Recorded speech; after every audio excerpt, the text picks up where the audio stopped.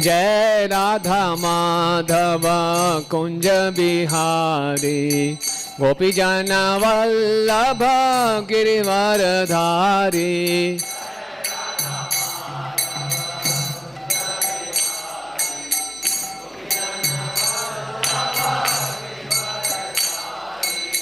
यशोदानंदन ब्रजजन रंजन यमुना तीरवनचारी।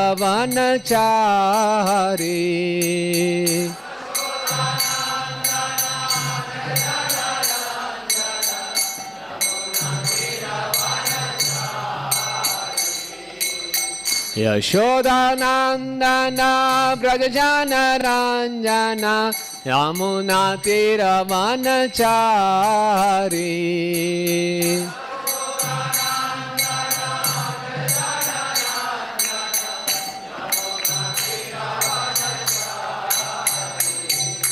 जय राधा माधव कुंज बिहारी गोपी जन वल्लभ गिरिवरधारी।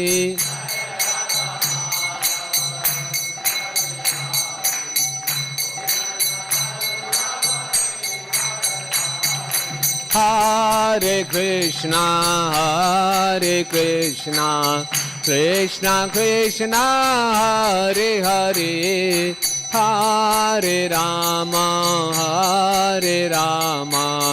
राम राम हरे हरे।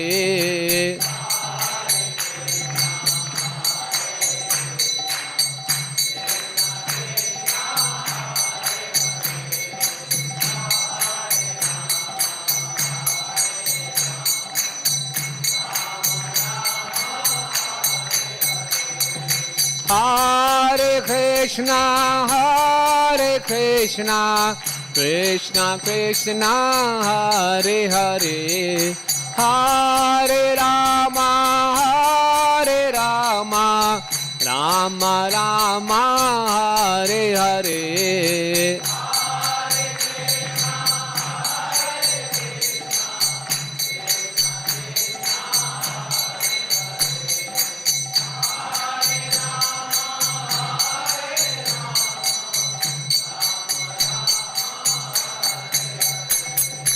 हरे कृष्णा कृष्णा कृष्णा हरे हरे हरे राम राम राम हरे हरे।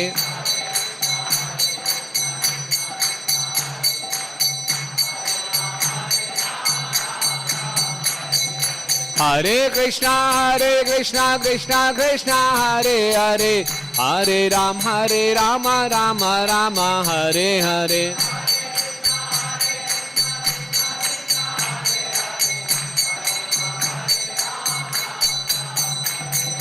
हरे कृष्णा कृष्णा कृष्णा हरे हरे हरे राम राम राम हरे हरे।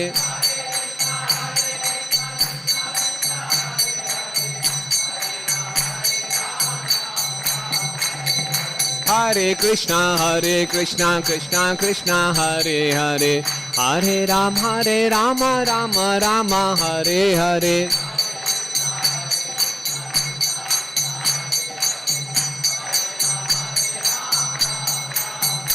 हरे कृष्णा कृष्णा कृष्णा हरे हरे हरे राम राम राम हरे हरे।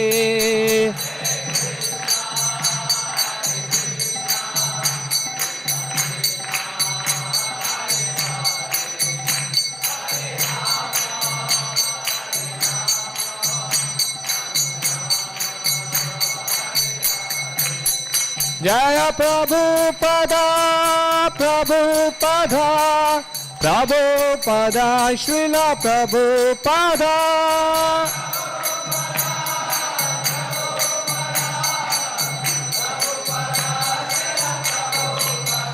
नित्य गौर हरि बोल हरि बोल।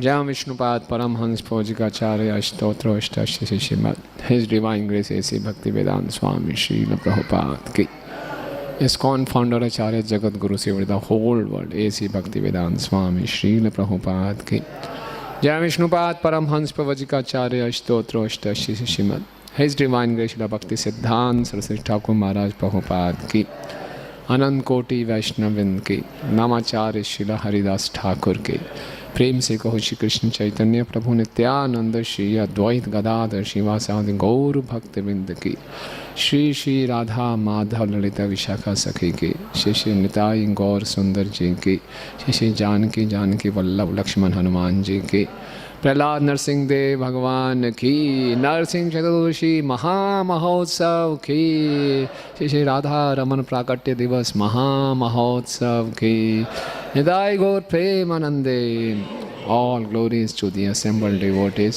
all glories to the assembled devotees, all glories to the assembled devotees, all glories to Shri Guru and Gauranga, all glories to Srila Prabhupada ki jai.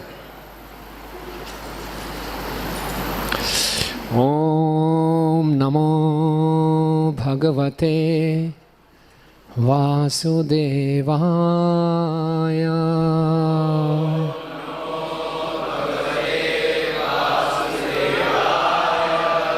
Om Namo Bhagavate Vasudevaya.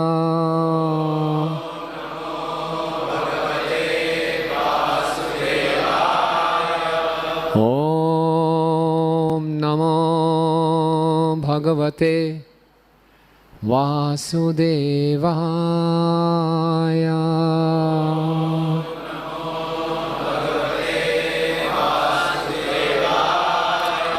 Narayanam namaskrityam Naram chaiva narottamam Devim saraswatim vyasam Tato jayamudirayet Nashtaprayeshu abhadreshu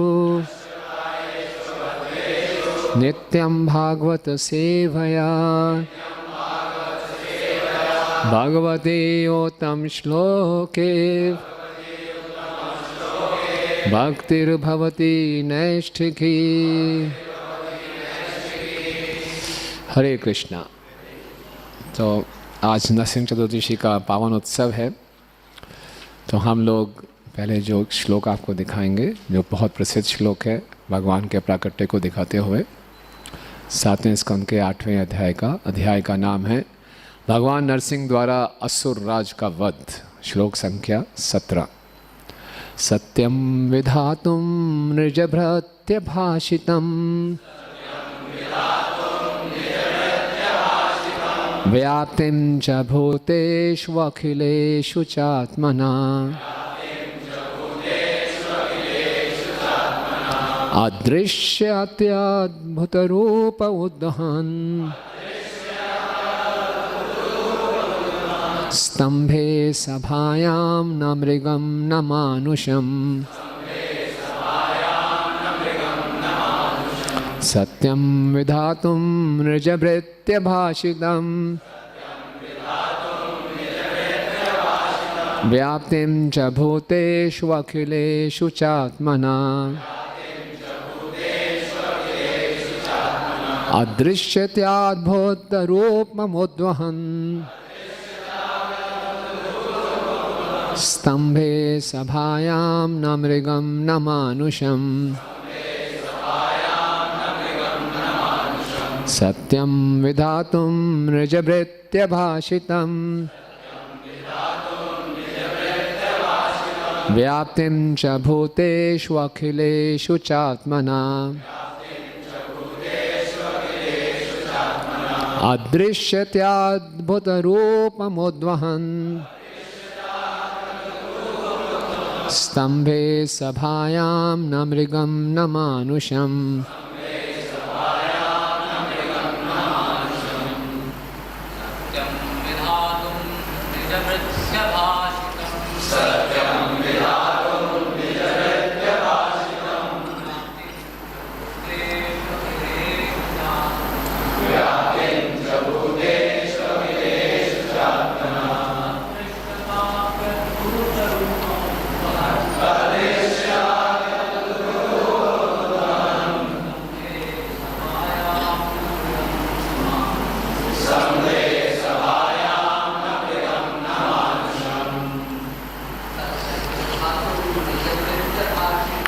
सत्यं विधातुं निजभृत्य भाषितुं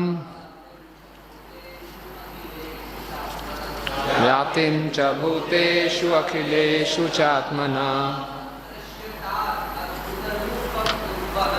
अदृश्यतात् अद्भुतरूपहन् वन्दे सभायां न मृगं न मानुषम् सत्यं विधातुं निजभृत्य भाषितं व्याप्तिं च भूतेषु अखिलेषु चात्मना अदृश्यत्यात् अद्भुतरूपमहोदन् स्तम्भे सभायां न मृगं न मानुषम्। और कोई? सत्यं विधातुं निजभृत्य भाषितं व्याप्तिं च भूतेषु अखिलेषु चात्मना अदृश्यत्यात् अद्भुतरूपमुद्वहन् स्तंभे सभायां न मृगं न मानुषम्। धन्यवाद। शब्दार्थ, अनुवाद एवं तात्पर्य एसी भक्ति वेदांत स्वामी शिला प्रभुपाद जी के द्वारा। शिला प्रभुपाद की सत्यम सच विधातुम सिद्ध करने के लिए निजभृत्य भाषितम अपने दास के ही शब्दों को प्रहलाद महाराज द्वारा कहे गए शब्द कि भगवान सर्वव्यापी है।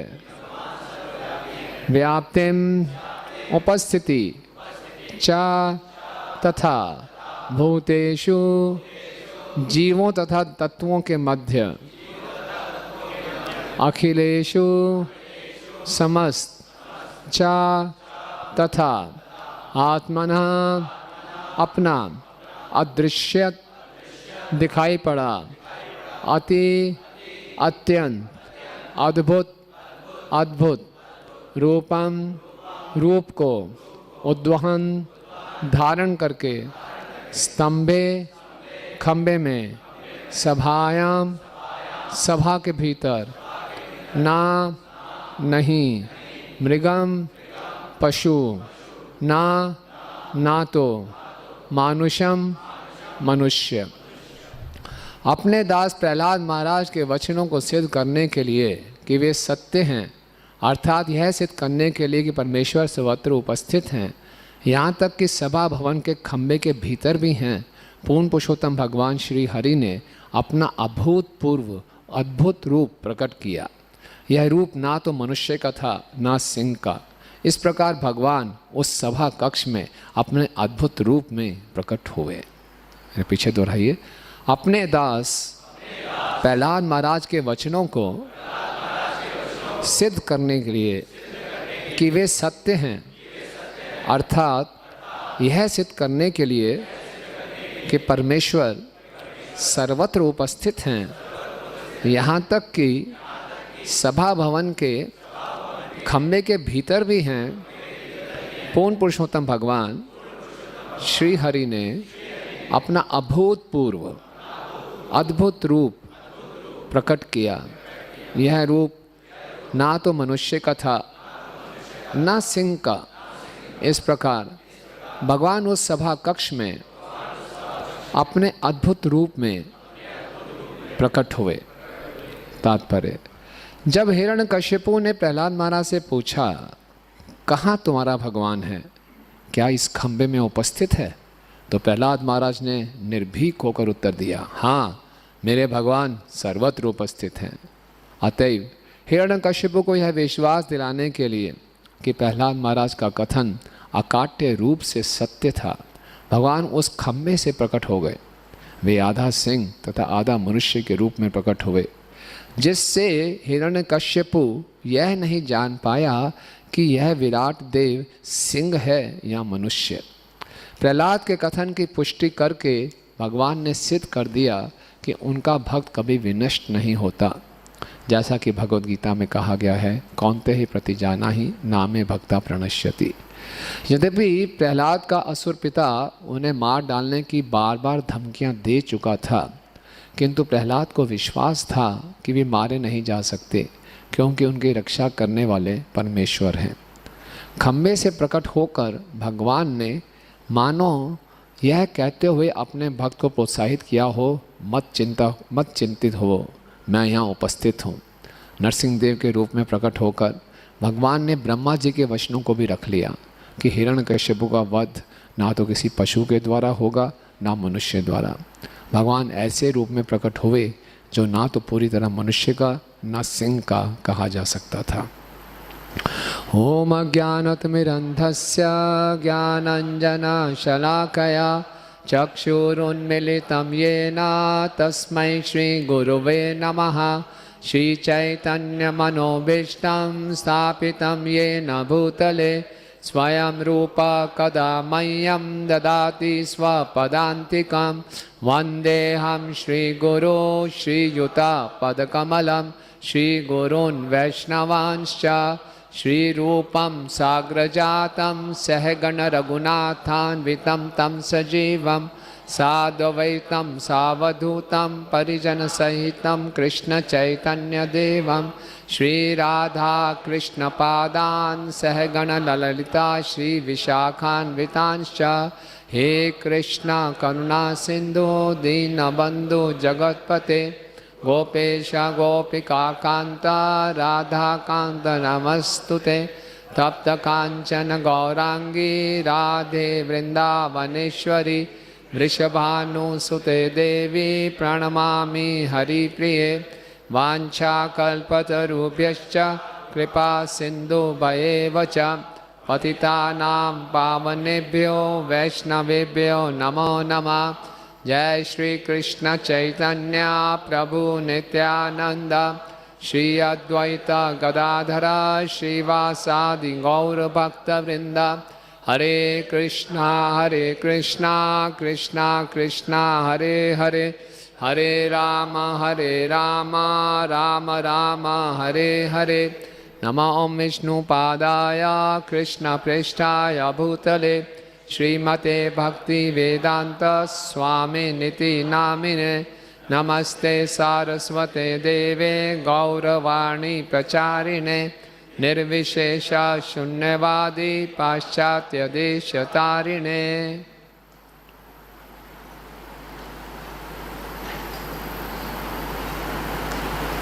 हरे कृष्णा। तो आप सबका हार्दिक स्वागत है और आप सबको बहुत शुभकामनाएं और बधाई आज के इस महान उत्सव की। हम सब भक्तों के लिए ये बहुत ही महत्वपूर्ण उत्सव है, विशेषकर हम साधकों के लिए। नरसिंह भगवान आज प्रकट हुए और कैसे प्रकट हुए ये बताया जा रहा है श्लोक में। खम्भे को फाड़ कर आए अपने भक्त के वचनों को सत्य साबित करने के लिए। आधे सिंह आधे नर और हिरण्यकश्यप देखकर बहुत ही विस्मित हो गए। तो कोई ये पूछ सकता है कि आप लोग गौड़िया वैष्णव हैं, आप लोग तो बहुत ही एक्सक्लूसिव केवल राधा कृष्ण की उपासना करते हैं, आपके इष्ट तो वो हैं, तो बीच में आप इन नरसिंह भगवान को क्यों लाते हैं? दिन में कम से कम 3 बार या 2 बार आप नरसिंह भगवान की आरती भी गाते हैं, तो क्यों नरसिंह भगवान जैसे इतना महत्व क्यों देते हैं आप? है ना, कोई पूछ सकता है। तो थोड़ी सी चर्चा करेंगे कि हमारे गौड़िया वैष्णव में वास्तव में नरसिंह भगवान जी को बहुत सही स्थान दिया गया है और हमारे सभी आचार्य गणों ने नरसिंह भगवान की स्तुति की है। तो चैतन्य महाप्रभु स्वयं जब प्रकट हुए, श्री कृष्ण चैतन्य राधा कृष्ण नहीं अन्य, तो वो भी प्रतिदिन नरसिंह भगवान के मंदिर में जाते थे जगन्नाथपुरी में। मालूम है कहाँ जाते थे?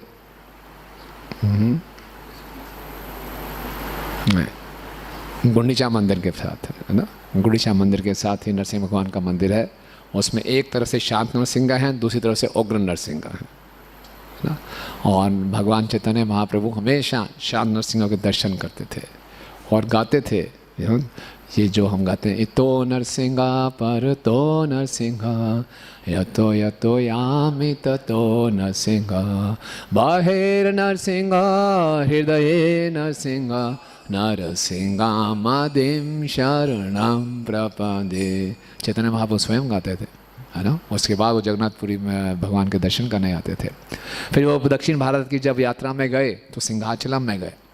तो सिंहाचलम में वो पहाड़ है जहाँ से प्रहलाद महाराज को नीचे फेंका गया था।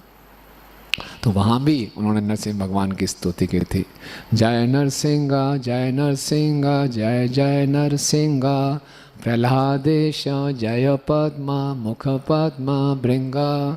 ये भी चैतन्य महाप्रभु ने गाया, है ना, नरसिंह भगवान की स्तुति की, है ना। इसी ढंग से हम देखते हैं कि हमारे परंपरा में श्रीधर स्वामी जिन्होंने श्रीमद् भागवतम पे टीका लिखी, उनके इष्ट नरसिंह भगवान थे। और नरसिंह भगवान की स्तुति कर कर के, उनसे प्रेरणा प्राप्त करके उन्होंने श्रीमद् भागवतम पे टीका लिखे। और जब मध्वाचार्य जी व्यासदेव जी को मिलने गए बद्रीनाथ में, तो व्यासदेव जी ने भी मध्वाचार्य जी को एक नरसिंह शिला दी पूजने के लिए। आज भी कर्नाटक में वो नरसिंह शिला की पूजा होती है ना। तो हमारे जितने भी, और हम देखते हैं चैतन्य महाप्रभु की लीला में भी नरसिंह भगवान प्रकट हुए। कौन सी लीला में? चांद काजी की लीला में, है ना। जब भी भक्तों पे कष्ट आता है नरसिंह भगवान को याद किया जाता है। तो जब भी भक्तों में कष्ट आया, चांद काजी ने मृदंग तोड़ा, तो भक्तों की रक्षा करने के लिए बहुत क्रोध में नरसिंह भगवान प्रकट हुए। चांद काजी की छाती फाड़ने ही वाले थे, रुक गए, चलो एक चांस दे देता हूँ आपको, छोड़ देता हूँ, है ना, आगे से कभी भी ऐसा मत करना, है ना। एक और लीला में प्रकट हुए थे, जब गुंडीचा मंदिर मार्जिन हुआ, सब भक्तों ने खूब मेहनत से मंदिर साफ़ किया। उसके बाद प्रसाद पा के खूब नृत्य किया। नृत्य करते करते अद्वैताचार्य जी के पुत्र थे गोपाल, मूर्छित हो गए और कुछ बोल ही नहीं रहे। अद्वैताचार्य जी बहुत चिंता में पड़ गए और उस पुत्र को उठाकर सीधा नरसिंह भगवान के पास गए और नरसिंह भगवान से अपने बेटे की, पुत्र की जीवन की रक्षा के लिए प्रार्थना की, है ना।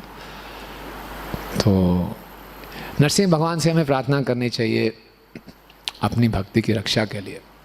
नरसिंह भगवान कृष्ण के क्रोध स्वरूप हैं। जब भी कोई किसी के भक्ति में बाधा डालता है तो नरसिंह भगवान को क्रोध आता है। और साथ ही साथ नरसिंह भगवान के द्वारा ही योग क्षेम वहाँ में हम, भगवान जो गीता में कहते हैं कि जो आपके पास है उसकी मैं रक्षा करता हूँ, तो नरसिंह भगवान करते हैं। तो इसी तरह से हम देखते हैं भक्ति विनोद ठाकुर जी नवद्वीप भाव तरंगिणी में, है ना, जब वो पूरे नवद्वीप को भ्रमण कर रहे हैं और गोधूम द्वीप में जाते हैं, तो गोधूम द्वीप में एक स्थान आता है देवपल्ली। कितने लोग गए हैं देवपल्ली स्थान पे, है ना। गोधूम द्वीप नवद्वीपों में से एक है। और वहाँ पे नरसिंह भगवान के सतयुग से वो विग्रह हैं। तो उनको देखते ही नरसिंह भगवान को प्रणाम करते हैं और पूरे भावावेश में आते हैं, रो रो कर विह्वल होकर ये प्रार्थना करते हैं कि ये नरसिंह भगवान, मेरे हृदय से जितने भी अनर्थ हैं उनको समाप्त कर दो और मैं राधा माधव जी की पूर्णतः सेवा में लग्न हो जाऊँ, है ना। तो भक्ति विनोद ठाकुर ये प्रार्थना कर रहे हैं। और श्रीला प्रभुपाद जी ने भी, जब मायापुर में हमारा मंदिर स्थापित हुआ तो बहुत से आक्रमण होते थे, है ना। वहाँ के आसपास चोर डाकू रहते थे। और एक बार ये आके वो श्रीमती राधा रानी को चुरा के ले जाते। वो सोचे थे राधा रानी और राधा माधव सोने गए, तो भक्तों ने अपनी जान लगा दी। और हम देखते हैं इसी प्रकार से हिज ऑनरेस भक्ति राघव महाराज जी के ऊपर आक्रमण हुआ, उनकी टांग उन्होंने अपने न्यौछावर की। इतना जब आक्रमण होते थे बार बार, तो फिर भक्तों ने प्रभुपाद से पूछा, फिर हम नरसिंह भगवान की वहाँ स्थापना की और तब से ऐसा कोई आक्रमण नहीं हुआ, है ना। तो इसलिए नरसिंह भगवान की स्तुति करना, उनकी शरण ग्रहण करना कि हम भक्ति में तीव्रता से आगे बढ़ सकें। जो हमारे अंदर के अनर्थ हैं और जो बाहर की बाधाएं हैं, उन सब को ओवरकम करने में, उनको पार करने में नरसिंह भगवान की हमें कृपा चाहिए। नरसिंह देव भगवान की।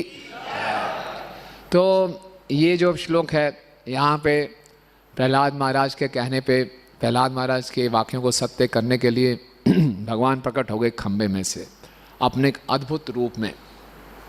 तो यहाँ तक ये बात कैसे पहुँचेगी, तो कथा को थोड़ा पीछे जाते हैं, फ्लैशबैक करना पड़ेगा। तो पिछले कुछ दिनों से हम चर्चा कर रहे थे प्रहलाद महाराज के अद्भुत गुणों के, है ना। तो प्रहलाद महाराज के बहुत से अद्भुत गुण थे, और फिर भी हिरण्यकश्यप उनसे बहुत दुखी रहता था। और हिरण्यकश्यप को लगता था कि ये जो बेटा है मेरा, मेरे पूरे कुटुंब के ऊपर बहुत बड़ा धब्बा है ना, इसने मेरा नाम डुबो दिया, और ये हमारे कुल के शत्रु की भक्ति करता है। मेरा बेटा होते हुए बहुत क्रोध आता था उसको, बहुत समझाने का भी प्रयास किया, लेकिन प्रहलाद महाराज बिल्कुल टले नहीं अपने मार्ग से।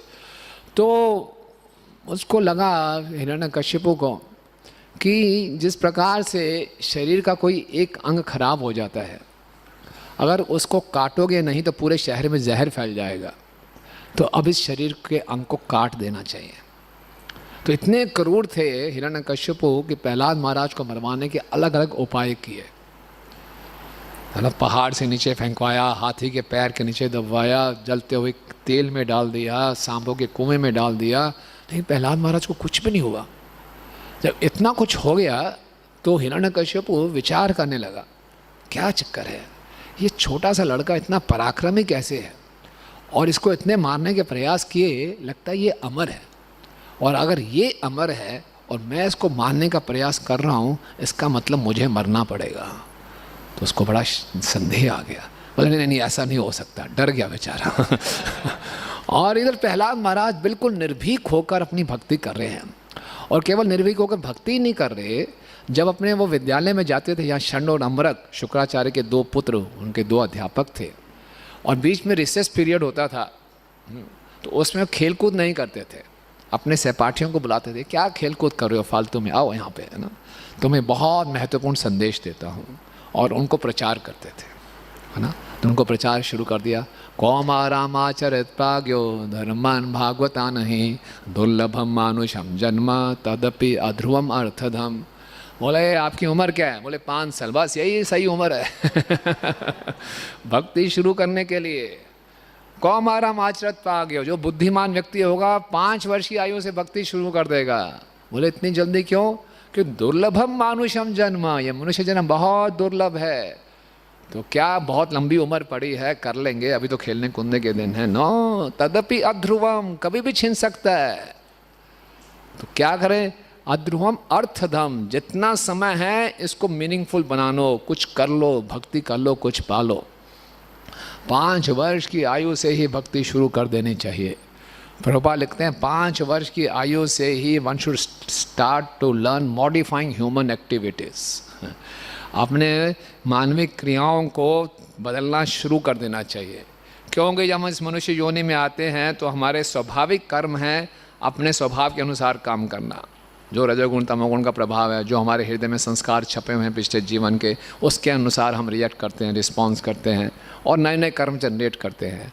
प्रभुपाद कहते हैं नहीं, कोई चांस नहीं लेना, 5 वर्ष की आयु से ही ब्रह्मचार्य व्रत का पालन करो, शास्त्रों के अनुसार चलो, गुरु के निर्देशन में, और सही मार्ग पर चलो, अपने इंद्रियों को संयम करना सीखो। तो वास्तव में ये बहुत महत्वपूर्ण संदेश है। अक्सर लोग बोलते हैं अभी इतनी जल्दी क्या है, और जब युवाओं को भक्ति करते हुए देखते हैं तो और चिंतित हो जाते हैं, ये क्या उम्र है भक्ति करने की, ये खेलने कूदने के दिन हैं, अभी तो आनंद में मनाओ, और जब बुढ़ापा हो जाएगा पूरे घर से हमें तिरस्कार कर दिया जाएगा, पेट में आंत नहीं रहेंगी, मुंह में दांत नहीं रहेंगे, आंखों में रोशनी नहीं रहेगी, कानों से सुनाई नहीं देगा, घुटने जर्जर कर रहे होंगे, चला नहीं जाएगा, तब हम माला पकड़ेंगे, है ना, तब हरि नाम लेंगे। कई बार हमारे मंदिर में बहुत वृद्ध व्यक्ति आते हैं, 70-75 साल के, बोले हम आपके मंदिर में रहना चाहते हैं। क्यों रहना चाहते हो, क्योंकि बेटे ने घर से बाहर निकाल दिया है। बोले हम यहाँ रहेंगे, भगवान का नाम लेंगे। नहीं, ये उस जब कोई हम भगवान को फूल अर्पित करते हैं तो खिला हुआ फूल अर्पित करते हैं, मुरझाया हुआ फूल नहीं, है ना, खिला हुआ फूल होता है भगवान की प्रसन्नता के लिए। तो जब सब हमारी इंद्रियां प्रबल हैं, हमारा मन और बुद्धि चल रहा है, तो ये दिस ह्यूमन ऑफरिंग भगवान को हम ऑफर करें, और हम भगवान इससे बहुत प्रसन्न होते हैं। एक बारी एक रसराज प्रभु बता रहे थे मुंबई में, जब वो राधा रास बिहारी मंदिर के अध्यक्ष थे, तो एक युवा ने अपना जीवन समर्पित करने का निर्णय लिया और उसने राधा रास ब्यास जी की शरण ली। तो उनके पिताजी आ गए, बोले ये तरीका नहीं है आप, अच्छा हमारा बेटा पढ़ा लिखा है, जवान है, इसको मंदिर में नहीं रहने देंगे। तो उन्होंने पूछा क्या उम्र है आपके हिसाब से भक्ति करने की? बोले अभी है, अभी पढ़ा लिखा है, जॉब करे, परिवार में जाए, बच्चे पैदा करे, उसके बाद रिटायरमेंट के बाद भक्ति करें, हमें कोई दिक्कत नहीं है।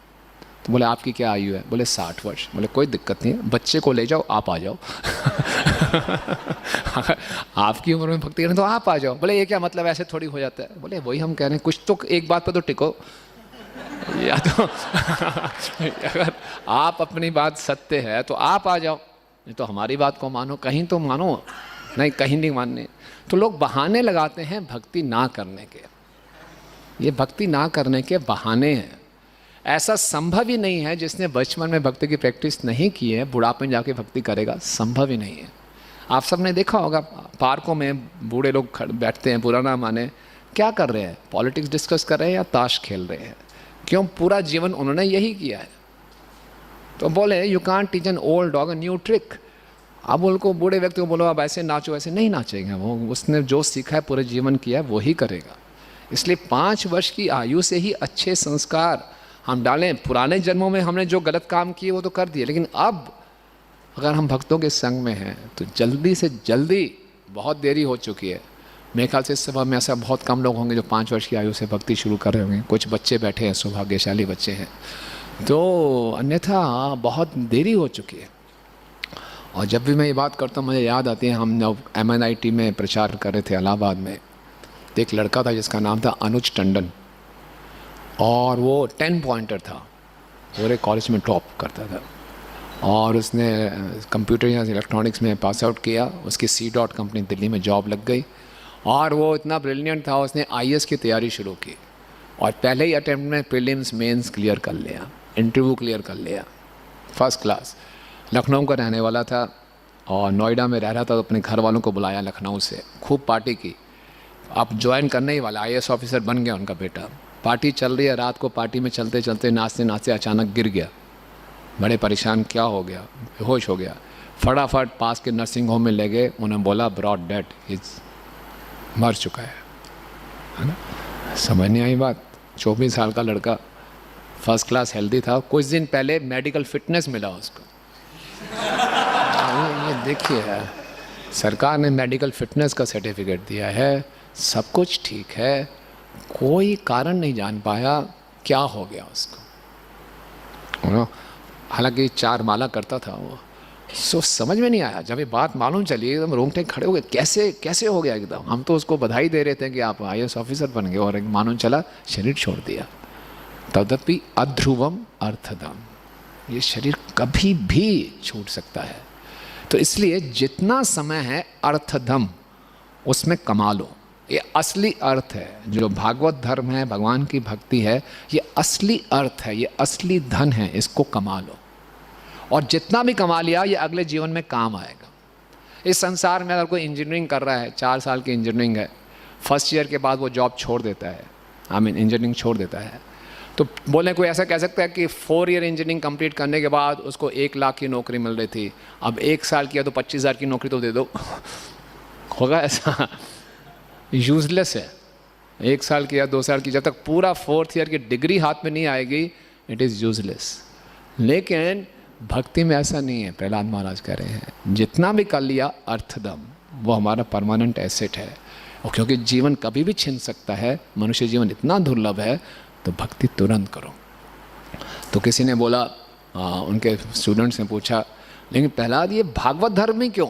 इतने सारे धर्म है, शरण अमरक हम इतने धर्म सिखा रहे हैं, राजनीति का धर्म सिखा रहे हैं और कूटनीति सिखा रहे हैं, तो आप भागवत धर्म की क्यों कर रहे हो? तो उन्होंने बताया क्योंकि जीव का ये असली धर्म है, भगवान की भक्ति करना, और यही जीवन की सिद्धि है, और यही हमारे जो एजुकेशन है, जो हम पढ़ाई लिखाई कर रहे हैं, उसकी सिद्धि यही है, कृष्ण से प्रेम हो जाना, कृष्ण से अपने संबंध को स्थापित करना। तो उनके सहपाठियों ने पूछा, अगर हमारा पूरा जीवन इसमें लगा देंगे तो भैया शरीर के पालन के लिए कुछ तो करना पड़ेगा, ये थोड़ी पूरा दिन हरे कृष्णा करते रहेंगे। प्रहलाद महाराज ने कहा उसकी चिंता मत करो, सुखेन्द्रिकम दैत्यम देह योगिन देहिना सर्वत्र लभ्यते एतात यथा दुखम अयत्नता। कि सुख इंद्रिकम दैत्यम, हे दैत्यों के पुत्रों सुनो। बड़ा सत्य बोलते थे उनको, उन्होंने देखा लेकिन प्रेम से बोलते थे और वो भी माइंड नहीं करते थे, उनका आइडेंटिटी यही था। तो दैत्य पुत्र सुनो, जो इंद्रियों का सुख है वो सर्वत्र प्राप्त हो जाता है, हर योनि में मिलता है। ये आप स्पेशल मत समझो कि मनुष्य योनि में हमें गुलाब जामुन खाने को मिल रहा है, रसगुल्ला खाने को मिल रहा है, पिज़्ज़ा पास्ता खाने को मिल रहा है। नहीं नहीं नहीं, आपको इसको खाने में आनंद आ रहा है, एक शुगर को बढ़िया मल खाने में आनंद आ रहा है। एक शुगर के सामने आप रसगुल्ला रख दो, वो कहेगा बेकार है, ये मल है मेरे लिए, ले जाओ इसको। उसको मल अच्छा लगता है तो वो भी खा रहा है, आप भी खा रहे हो, दोनों को आनंद आ रहा है। आप भी मैथुन कर रहे हो, वो भी खुले में मैथुन कर रहा है, आनंद आ रहा है। तो जो इंद्रियों का सुख है हर योनि में मिलता है, इसमें कोई बड़ी बात नहीं है। और लेकिन कितना मिलेगा यार, कुछ पढ़ेंगे लिखेंगे, बढ़िया डिग्री होगी, बढ़िया पोस्ट होगी, खूब अच्छी सैलरी होगी, बढ़िया मकान, बढ़िया गाड़ी, अच्छी लड़की से शादी, तो होगा ना कुछ, तभी कर पाएंगे। कोई संसार में माता पिता को ही चिंता रहती है, बेटा सेटल हो जा। क्या सेटल होने का मतलब उनसे पूछा जाए कि अच्छा पढ़ ले। क्यों पढ़ ले? लक्ष्य क्या है? एक अच्छी सुंदर लड़की से विवाह करना है। तो मेरा बेटा आनंद में है, खुश है ना। तो उसके लिए बेटा भी इतना उत्साहित हो जाता है कि वो सुंदर स्त्री से विवाह करना है, उसके लिए जो मर्जी मुझे रटा दो, रट लूँगा। सारी जो मॉडर्न फिजिक्स की इक्वेशन है, जो करना है कर लूँगा, रात रात भर जाग जाऊँगा, सब कुछ खेल कूद बंद कर दूँगा, खाना पीना बंद कर दूँगा, पागल हो जाऊँगा, लेकिन मेरे को लक्ष्य क्लियर है।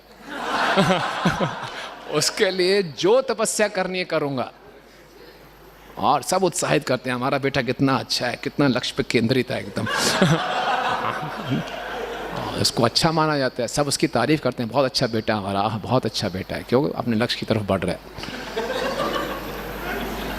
तो ये बोलते हैं, हम सोचते हैं जब ये सब अच्छी चीज़ें प्राप्त कर लेंगे तो बहुत सुखी हो जाऊंगा मैं। प्रहलाद महाराज कह रहे नहीं, जितना आपके भाग्य में है उतना ही मिलेगा, आप ट्राई कर लो। अगर ऐसा होता तो इतने बड़े बड़े सब पीएचडी करके सबको बहुत सुखी होना चाहिए था, सभी धनवान लोगों को सुखी होना चाहिए था। यही है ना, इसी को जीवन में सफलता मानी जाती है। तो आप सर्वे कर लीजिए, कर लीजिए सर्वे। नहीं, यथा दुखम अयत्नता, हमारे भाग्य में जितना दुख है उतना ही सुख का कोटा है। ये कोटा फिक्स है, हमारे भाग्य के अनुसार कोटा फिक्स है। तो इसमें पागलपन है ये। ना तो अपने कोटा से एक बूंद ज़्यादा मिल सकती है, ना एक कोटा से एक बूंद कोई कम कर सकता है। कोई हमारे जीवन का सुख हमसे छीन नहीं सकता, कोई ज़बरदस्ती हमें सुख दे नहीं सकता। जब हम इस संसार में जन्म लेते हैं 6 चीज़ें पक्की हैं, कितना हमें सुख मिलेगा, कितना हमें दुख मिलेगा, कितना हमारे पास धन आएगा, कितना धन जाएगा, कितना यश मिलेगा, कितना अपयश मिलेगा, पक्का है, बस फिक्स्ड है। तो फिर क्या करना? तो क्या फ्री है हमारे पास? हमारी स्वेच्छा। इन परिस्थितियों में हम कैसे रिस्पॉन्ड करते हैं, ये फ्री विल है, ये स्वेच्छा है। तो ये इसके चक्कर में मत पड़ो, ये हमारी गलत फहमी है कि इस तरह से हम अच्छी पोजीशन में आके सुखी हो जाएंगे। और हम देखते हैं कि व्यक्ति को तभी तो वो कुंठित होता है, ये सब कुछ कर लिया जो मैंने प्लान किया था, सुख तो मिला नहीं। तो बोले ऐसा मत करो। तो बोले फिर क्या करें? तत्प्रयासो न कर्तव्य। इस भौतिक जगत में प्रगति करने के लिए, सेटल करने के लिए कोई प्रयास मत करो, ये सारा टाइम वेस्टेज है। तो फिर क्या करो? बोले जो भी आपके पास समय है, जो भी आपके पास शक्ति है, वो भगवान को जानने के लिए लगाओ। इतना सुंदर संदेश है ना? हम किसी भी अवस्था में हैं, किसी भी आयु वर्ग के हैं, किसी भी आश्रम के हैं, ये उपदेश हम सब के लिए बहुत महत्वपूर्ण है ना? तो मेरे इस समय व्यर्थ मत गवाओ। ये थोड़ी सी गलत फहमियाँ दूर हो जाएं तो हमारे जीवन का लक्ष्य स्पष्ट हो जाएगा। लेकिन उनके स्टूडेंट्स ने बोला, लेकिन प्रहलाद हम तो भाव आश्रित हैं, इस संसार में पड़े हुए हैं, तो कैसे भक्ति कर पाएंगे? आसपास का वातावरण देखो, इस संसार में हम रहते हैं।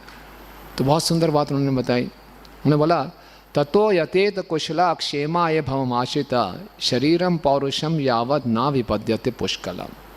बोले अतएव इस संसार में रहते हुए भले तथा बुरे में भेद करने में सक्षम व्यक्ति को चाहिए कि जब तक शरीर हृष्ट पुष्ट रहे और जर्जर हो जाने से चिंताग्रस्त ना हो, तब तक वह जीवन के चरम लक्ष्य को प्राप्त करने का प्रयास करें। बोले इस संसार में आप रह रहे हो, लेकिन जब तक आपका शरीर स्वस्थ है तो आप क्या करो, अपने जीवन के लक्ष्य को प्राप्त करने के लिए प्रयास करो। श्रील प्रभुपाद जी इसके तात्पर्य में बहुत महत्वपूर्ण बात लिखते हैं। प्रभुपाद कहते हैं कि हमें किस तरह से रहना चाहिए इस संसार में, बहुत इंपॉर्टेंट बात है। प्रभुपाद कहते हैं हमें इस तरह रहना चाहिए कि मन तथा बुद्धि से स्वस्थ एवं पुष्ट रहें, अपने माइंड और इंटेलिजेंस को हेल्दी रखें। क्यों? जिससे हम अपने जीवन के लक्ष्य को हमेशा पहचान सकें इस समस्याओं से भरे हुए जीवन में। So that one can distinguish the goal of life in the life full of problems. इस संसार में हम रह रहे हैं तो संसार में समस्या ही समस्या है, तो हमारा पूरा समय क्या लगता है, इन समस्याओं के समाधान में लग जाता है ना। और जब पूरा जीवन इस समस्याओं के समाधान में लग जाता है तो जीवन का असली लक्ष्य है उसको हम भूल जाते हैं। तो प्रहलाद महाराज कह रहे हैं अपने मन और बुद्धि को इतना स्वस्थ रखो, हृष्ट पुष्ट रखो कि समस्याओं से भरे हुए जीवन में अपने जीवन के लक्ष्य को आप जान सको। ठीक है ना। तो एक समझने का तरीका ये है कि एक चीज़ होती है अर्जेंट, एक चीज़ होती है इम्पॉर्टेंट, है ना। हम लोग इतना अर्जेंसी में फंस जाते हैं कि ये अर्जेंट है, ये अर्जेंट है, ये अर्जेंट है, इसमें इतना समय निकल जाता है कि जो इम्पॉर्टेंट है, जो महत्वपूर्ण है, उसको हम भूल जाते हैं, है ना। इसलिए अपने मन और बुद्धि को इतना स्वस्थ रखें कि जो मोस्ट इम्पॉर्टेंट चीज़ है, क्या है मोस्ट इम्पॉर्टेंट? कृष्ण प्रेम को प्राप्त करना, उसको जीवन के किसी भी परिस्थिति में ना भूलें। हालांकि जीवन में समस्याएं रहेंगी रहेंगी। एक बारी श्रील प्रभुपाद जी अमेरिका से लंदन आ रहे थे, तो उनके साथ इंद्रदुम स्वामी जी जो स्वयं ब्रह्मचारी थे, पहली बारी प्रभुपाद के साथ सेक्रेटरी बन के गए। तो हवाई जहाज में आ रहे थे, तो इंद्रदुम जो ब्रह्मचारी थे बहुत एक्साइटेड थे कि पहली बारी प्रभुपाद जी के साथ आ रहा हूँ। लंदन एयरपोर्ट पे फ्लाइट उतरी, बहुत से भक्त आए थे, खूब ज़ोर से कीर्तन हुआ और प्रभुपाद का स्वागत हुआ। और संडे का दिन था, तो प्रभुपाद सब जाने को तैयार थे, और जो इंद्रदुम थे वो भी बड़े एक्साइटेड थे। उस समय क्या होता था, इस्कॉन के प्रारंभिक दिनों में संडे लव फीस्ट पे बहुत बढ़िया फीस्ट मिलते थे, है ना। बाकी दिनों में प्रसाद में इतना ऑपुलेंट नहीं होता था, बहुत सरल प्रसाद होता था, लेकिन संडे फीस्ट में 10-15 आइटम्स बनते थे, समोसे, पकौड़े, हलवा और स्वीट राइस बहुत बनते थे। और सब भक्त बड़े उत्साहित हो गए, पूरा यहाँ तक पाते थे, है ना। और बहुत एक फीस्ट होता था सबके लिए, और उसको बहुत एक्साइटेड थे कि प्रभुपाद का लेक्चर सुनेंगे और बढ़िया फीस्ट पाएंगे।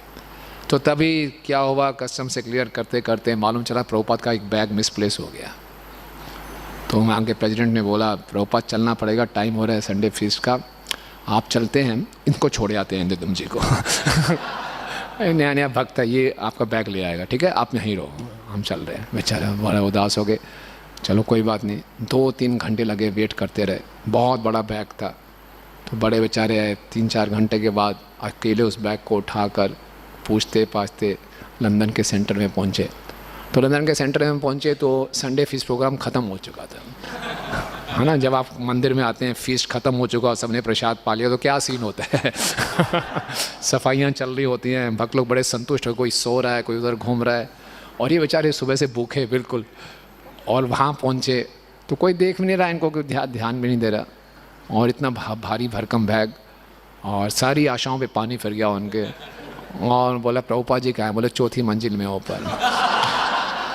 फिर वो बैग ले गए, घसीटते घसीटते घसीटते बहुत कुंठित हो रहे थे, और दरवाज़ा आया तो टांग लात मारी जोर से, दरवाज़ा खोला, और जैसे दरवाज़ा खुला सामने प्रभुपाद खड़े थे, तो तुरंत दंडवत करे, एकदम दंडवत। तो प्रभुपाद उनके भाव देखकर समझ गए, तो प्रभुपाद जी के साथ उनके दूसरे सेक्रेटरी थे नंद कुमार प्रभु। तो प्रभुपाद ने जब इंद्रदम प्रभु जी नीचे लेटे हुए थे तो उनकी पीठ पे थपथपाया और कुछ बोले और चले गए। तो ये बड़े घबरा गए, उठे तो नंद कुमार प्रभु की तरफ देखा, क्या बोला। नंद कुमार प्रभु की आंखें बड़ी बड़ी थी। बोले क्या बोला प्रभुपाद ने। प्रभुपाद ने कहा as long as you are in this material world there will be problems, if you want life without problems go back to Godhead. तो इस संसार में जब तक हैं समस्याएं रहेंगी, है ना। हमें ये नहीं सोचना चाहिए हमने हरे कृष्ण महामंत्र कीर्तन शुरू किया समस्याएं ख़त्म हो गई, नहीं, ऐसा नहीं है। हमारे यहाँ पे एक भक्त जुड़े थे नए नए, तो जन्माष्टमी के पहले जुड़े, तो जन्माष्टमी के दिन आए तो बड़े उत्साह में निर्जला व्रत रख लिया उन्होंने, खूब सेवा भी की, बड़े उत्साहित थे। निर्जला व्रत के बाद घर में वापस गए तो पता नहीं क्या खाया पिया, उसके बाद आए नहीं, हफ्ता हो गया 10 दिन होगा आए नहीं। मैंने क्या हुआ, फिर मैंने फ़ोन किया, प्रभु कैसे हो। मैं ठीक हूँ, मैं मंदिर नहीं आ रही। नहीं अब तो नहीं आएंगे। मैंने क्या हो गया प्रभु, कैसा क्या हो गया, कुछ तो बताओ। बड़े नाराज़ से दिख रहे थे। मैं कुछ गलत कैसा हो, क्या क्यों ऐसा। तो बहुत कुड़ने के बाद बोला प्रभु क्या फ़ायदा, जन्माष्टमी के दिन भगवान का जन्मदिन था, हमने इतनी श्रद्धा से निर्जल व्रत रखा, कुछ नहीं खाया पिया, मालूम है पहली बार ही हमने रखा, यहाँ आकर हमने तो थोड़ा सा घर में कुछ खा लिया, इतना ज़ोर से पेट में दर्द हुआ, इतना ज़ोर से पेट में दर्द हुआ, हमें हॉस्पिटल जाना पड़ा। क्या भगवान हमारी रक्षा नहीं कर सकते, उनके लिए हमने व्रत रखा और ऐसा हो गया, हम नहीं आएंगे मंदिर में। तो हम सोचते हैं कि हमने हरे कृष्ण महामंत्र किया, मंदिर में आना शुरू किया, हमारे जीवन में कोई समस्या ना आए। नहीं, समस्या आएंगी ही आएंगी। उन समस्याओं को कैसे सामना कर रहे हैं हम भक्तों के संग में सीखते हैं। तो हम अपने मन और बुद्धि को इतना सुदृढ़ रखें कि कभी भी इस समस्याओं से भरे जीवन में जीवन के असली लक्ष्य को ना भूलें। तो फिर उन्होंने प्रहलाद महाराज ने आगे समझाना शुरू किया, देखो अगर आप भव आश्रित रहते हो, इससे संसार के नियमों के अनुसार चलते रहोगे, संसार पे ही आश्रित हो, तो बहुत खतरनाक जीवन है। उन्होंने बोला 100 वर्ष का हमारा जीवन है, इसमें पहले 10 वर्ष तो बच्चों की तरह खेलकूद में निकल जाते हैं, ज़िद करने में, खिलौने मांगने में, लड़ाई झगड़ा करने में, 10 वर्ष उसमें निकल गए। अगले 10 वर्ष कौन से स्कूल में जाऊं, कौन से कॉलेज में जाऊं, क्या कोचिंग करूं, क्या कैरियर करूं, इसमें निकल जाते हैं। 20 वर्ष यहाँ निकल गए और आखिरी के 20 वर्ष 80 से लेकर 100 वर्ष तक शरीर इतना ख़राब हो जाता है, इतनी चिंताएं हो जाती हैं, वो ख़राब हो गए। 20 वर्ष यहाँ गए, 20 वर्ष यहाँ गए, कितने बच गए? 60 वर्ष। 60 वर्ष उन्होंने बोला कि 50% जीवन तो आपको नींद में निकल जाते हैं, सोने में, नहाने धोने में, खाने पीने में। बाकी बचे कितने? 30 वर्ष। 30 वर्ष में आपकी मन और इंद्रियां इतनी प्रबल होती हैं, इधर उधर भटकते रहते हो, तो क्या बचा? पूरा जीवन खत्म हो गया, है ना। जैसे ये देखिए, है ना, ये समझ लीजिए पूरे 100 वर्ष का जीवन है, ठीक है ना। तो इसमें से हम पहले 10 वर्ष यहाँ निकाल दें, बचपन में चला गया, फिर 10 से 20 वर्ष यहाँ चले गए, ये भी गया, ये आखिरी के 20 वर्ष यहाँ चले गए बुढ़ापे में। ये कितने बचे? 60 वर्ष। इसमें से आधा तो सोने में निकल गया, ये बचा बेचारा। अब इसमें से भी अगर दिल्ली में है तो आधा तो ट्रैफिक जाम में निकल जाए।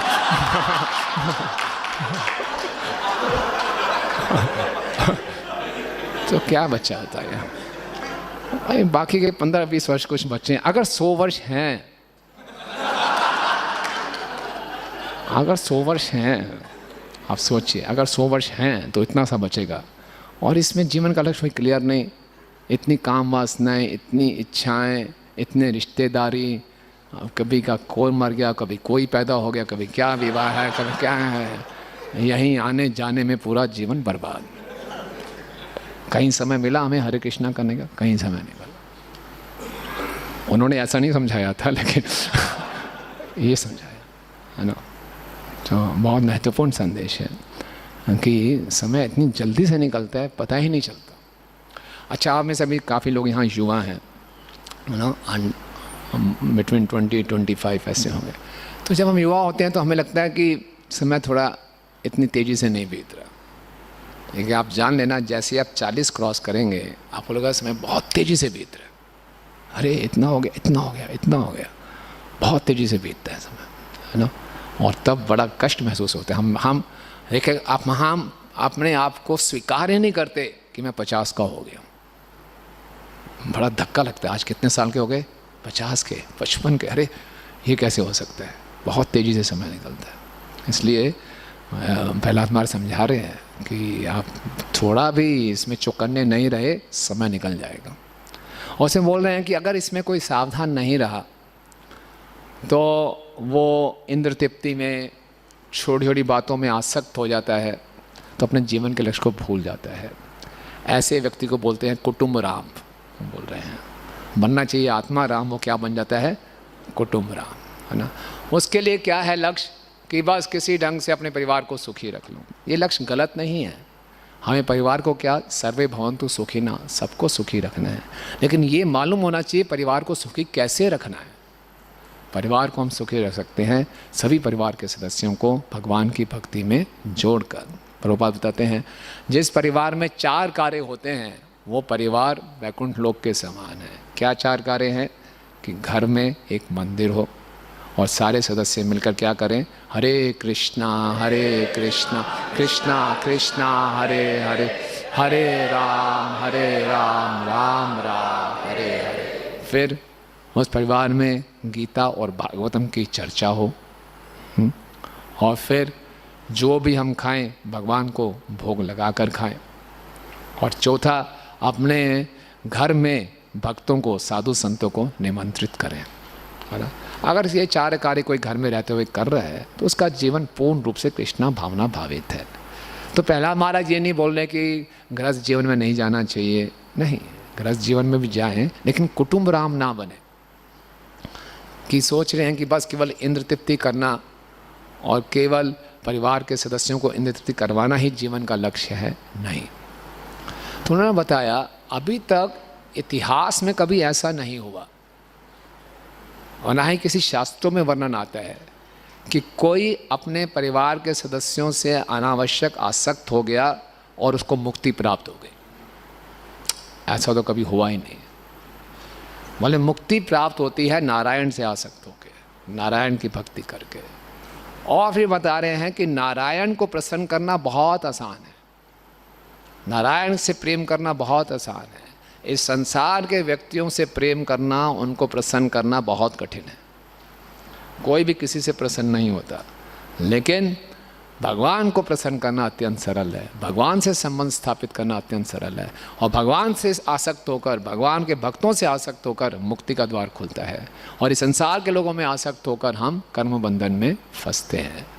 तो प्रहलाद महाराज बहुत सी शिक्षाएं दे रहे थे कि किस प्रकार लोग जीवन में धन कमाना ही अपना जीवन का लक्ष्य मानते हैं। और धन को बोलते हैं money money sweeter than Honey, कि ये मधु से भी, शहद से भी ज़्यादा उनको मीठी लगती है। और इस धन को कमाने के लिए वो कुछ भी करने को तैयार हो जाता है। झूठ बोलता है, धोखा देता है, चोरी करता है, जेल में जाता है, लेकिन इस धन को कमाता है क्योंकि सोचता है धन उसको सुख देगा। तो इस प्रकार से जब ऐसी शिक्षाएं मिली तो जितने भी दैत्य पुत्र थे सबका ब्रेन वॉश हो गया एकदम। और वो बोलने अब तो जीवन का लक्ष्य मालूम चल गया। तो जो क्षण और अमृत पढ़ाते थे उसको रिजेक्ट कर देते थे, बोले नहीं। और क्षण और अमृत को लगा ये तो बहुत ही अलार्मिंग सिचुएशन है। पूरी क्लास ने 4 नियम पालन शुरू कर दिया है ना, घर में भोग लगा के खाएंगे। बोले क्या हो गया ये क्षण और अमृत पागल हो गए। बोले अब तो स्थिति हमारे हाथ से बाहर निकल रही है, हमें तुरंत रिपोर्ट करना चाहिए। तो वो गए सीधा हिरण्यकश्यप के पास कि ऐसा ऐसा हो गया, पता नहीं कैसे हो गया, और ये सारी बुरापात आपके बेटे की है। हमने तो क्या क्या नहीं सिखाया, सारी राजनीति सिखाई, सारी कूटनीति सिखाई, पता नहीं आपके बेटे को हम कोई टाइम पीरियड भी नहीं था, बीच में थोड़ा सा रिसर्च पीरियड मिलता था, उसने पता नहीं क्या क्या कर दिया। तो जब ये हिरण्यकश्यप ने सुना, हिरण्यकश्यप को बहुत क्रोध आया। इतना क्रोध आया जैसे कि लिखा गया है जैसे एक सांप के ऊपर कोई पाम रख दे तो सांप कितना फुंकारेगा। और हिरण्यकश्यप इतना क्रोध में था, क्रूर था, उसको लगा मेरे से पूरा ब्रह्मांड डरता है और ये छोटा बालक नहीं डर रहा, तो अब तो मुझे इसका वध करना ही पड़ेगा, मुझे खुद को इसका वध करना पड़ेगा। तो हिरण्यकश्यप ने प्रहलाद को बुलाया। हिरण्यकश्यप इतने क्रूर और गुस्से में कांप रहे थे, और प्रहलाद महाराज जो सर्वगुण संपन्न हैं और पूरी इंद्रियों में संयम है, मन में संयम है, और प्रहलाद महाराज का ऐसा आचरण है, इतने गुण हैं कि उन पर किसी भी प्रकार का क्रोध नहीं होना चाहिए, फिर भी प्रहलाद हाथ जोड़कर अपने क्रूर पिता के सामने खड़े हैं। तो जब खड़े हैं तो हिरण्यकश्यप उनको गालियाँ देता है ना। ये हम देखेंगे 7वें स्कंद के 8वें अध्याय का 5वां श्लोक है। तो कैसी कैसी गालियाँ देता है ना। तो हिरण्यकश्यप को लिखा गया है श्री हिरण्यकश्यप उवाच, है ना। तो पहले बोले श्री हिरण्यकश्यप उवाच। तो श्री हिरण्यकश्यप उवाच में शिला प्रभुपाद इसका शब्द शब्द अनुवाद करते हैं। श्री हिरण्यकश्यप उवाच मीन्स वरदान प्राप्त हिरण्यकश्यपु ने कहा, है ना। श्री का मतलब होता है बहुत सौभाग्यशाली। तो प्रभुपाद कह रहे हैं उनको श्री इसलिए लिखा गया क्योंकि उनके पुत्र महाभागवत हैं, है ना, इसलिए वो श्री। हालांकि वो असुर हैं, लेकिन उनके पुत्र महाभागवत हैं, इसलिए वो वरदान प्राप्त हो गए। वो क्या बन गए? श्री हिरण्यकश्यप। तो उन्होंने क्या बोला, आ गया स्क्रीन पे, है ना। तो बोल रहे हैं, आप हमारे साथ साथ बोलिए, हे दुर्वनीत मंदात्मना कुल भेद कराधम स्तब्धम मच्छसनोद्रितम निषेत्वाद्ययम अक्षयम। हिरण्यकश्यप ने कहा, अरे उद्दंड निपट निर्बुद्धि परिवार को कलंकित करने वाले, अरे नीच, तुमने अपने ऊपर शासन करने वाली शक्ति का उल्लंघन किया है, अतएव तू हठी मूर्ख है, आज मैं तुझे यमराज के घर भेजूंगा, है ना। ऐसी गालियाँ दे रहा गुस्से में। लेकिन हमारे आचार्यगण बहुत कृपालु हैं। विश्वनाथ चक्रवर्ती ठाकुर जी बोलते हैं, नहीं नहीं नहीं नहीं, एक गालियाँ नहीं दे रहा, प्रहलाद महाराज का गुणगान कर रहा है। बोले माता सरस्वती इसके द्वारा क्या बोल रही है? बोले हे दुर्विनीत। तो दुर्विनीत का अनुवाद विश्वनाथ चक्र ठाकुर जी करते हैं, दु मतलब ये दुखाले संसार, है ना। वी मतलब कि विशेष रूप से, नीत मतलब कि इस बहुत विशेष रूप से पहला तुम इस संसार में दुखाले में प्रकट हुए हो हम सबका उद्धार करने के लिए। फिर बोले मंद आत्मना, वो कह रहा है अरे मूर्ख। विश्वनाथ चक्र ठाकुर बोले नहीं, ये मंद आत्मना है कि जो मंद बुद्धि वाले लोग हैं उनका मार्गदर्शन करने वाले, है ना। फिर बोले कुल भेद कराधमा, कि कुल के हमारे कुल को बदनाम कर दिया, सबसे नीच है। बोले नहीं, जिन लोगों ने बड़े बड़े परिवार पाल रखे हैं उनको बता रहे हैं कि इनमें कोई कुल भेद नहीं किया, सबको सब जीवों को भगवान का ज्ञान दिया। स्तब्धम हठी, बोले हाँ भक्त को हठी होना चाहिए, भक्त को केवल कृष्ण और गुरु की बात माननी है, इसके लिए हठी होना चाहिए। फिर मत शासनम उद्धतम, और मेरी बात को नहीं माना। हाँ भक्त है, कभी असुर की बातों को नहीं मानेंगे, है ना। यम अक्षयम, कि मैं तुझे यम के लोग भेज दूंगा। असल में हिरण्यकश्यप कह रहे हैं कि हे प्रहलाद तुम इतने अच्छे भक्त हो, मुझे यम के लोग जाने से बचाओगे। तो ये इस प्रकार से विश्वनाथ चक्र ठाकुर जी कह रहे हैं, उनका गुणगान कर रहे हैं। इस प्रकार से बोले अरे दुष्ट पुत्र प्रहलाद, तुम जानते हो कि जब मैं क्रुद्ध होता हूँ तो तीनों लोग अपने अपने नायकों सहित कांपने लगते हैं, तो फिर तुम किसके बल पर इतने धृष्ट हो गए कि तुम निर्भीक होकर मेरी आज्ञा का उल्लंघन कर रहे हो? बड़े हिरण्यकश्यप बड़ा कंफ्यूज्ड है। मेरी शक्ति से सब कांप रहे हैं, सभी देवता का नौकर चाकर बन गए, और मैंने प्रकृति के सारे नियमों को उल्टा कर दिया, है ना। मेरे भय से सूर्य उदय होता है, मेरे भय से वायु चल रही है, मैं इतना भयानक हो गया हूँ सबके लिए, और हर मौसम में हर फ्रूट मिलेगा। उस समय ऐसा कर दिया था, जैसा मैं चाहूँगा प्रकृति के नियम को उल्टा कर दिया था। तो आजकल के वैज्ञानिक भी हिरण्यकश्यप की परंपरा में है ना, कि हर फ्रूट हर सब्जी हर सीजन में वो इंजेक्शन लगा के कुछ भी कर रहे हैं। वो ये जेनेटिक मॉडिफाई करना, ये प्रकृति के नियमों के साथ खिलवाड़ करना है। हिरण्यकश्यप ने वैसे ही किया था, सारे प्रकृति के नियमों को बदल दिया। तो वो कह रहे छोटा सा बालक, 5 साल का बालक, इतना दुस्साहस कैसे हो सकता है? पीछे से कोई ना कोई इसकी बैकिंग है, कोई इसको बल दे रहा है। वास्तव में बल तो था, भगवान का बल था, गुरु का बल था, है ना। तो भक्त हमेशा निर्भीक रहते हैं, और भक्तों को निर्भीक बनाता है उनके गुरु के आदेश, है ना। भक्त लोग कभी घबराते नहीं हैं। इसलिए ऐसे भयावह परिस्थिति में भी प्रहलाद महाराज को बिल्कुल डर नहीं लग रहा। बोले जब मैं भ्रिकुटी हिलाता हूँ तीनों लोग कांपते हैं अपने स्वामियों के साथ।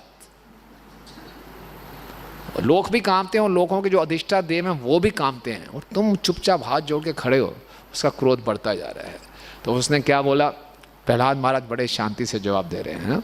श्लोक संख्या 7 है, स्क्रीन पे है, तो आप बोलिए मेरे साथ साथ ही बोलिए, समय कम है। ना केवलम में भवतश्च राजन सावे बलम बलिनाम चा परेशाम परे अपरे स्थिरजंगमाये ब्रह्मादयो ये न वशम प्रणीता।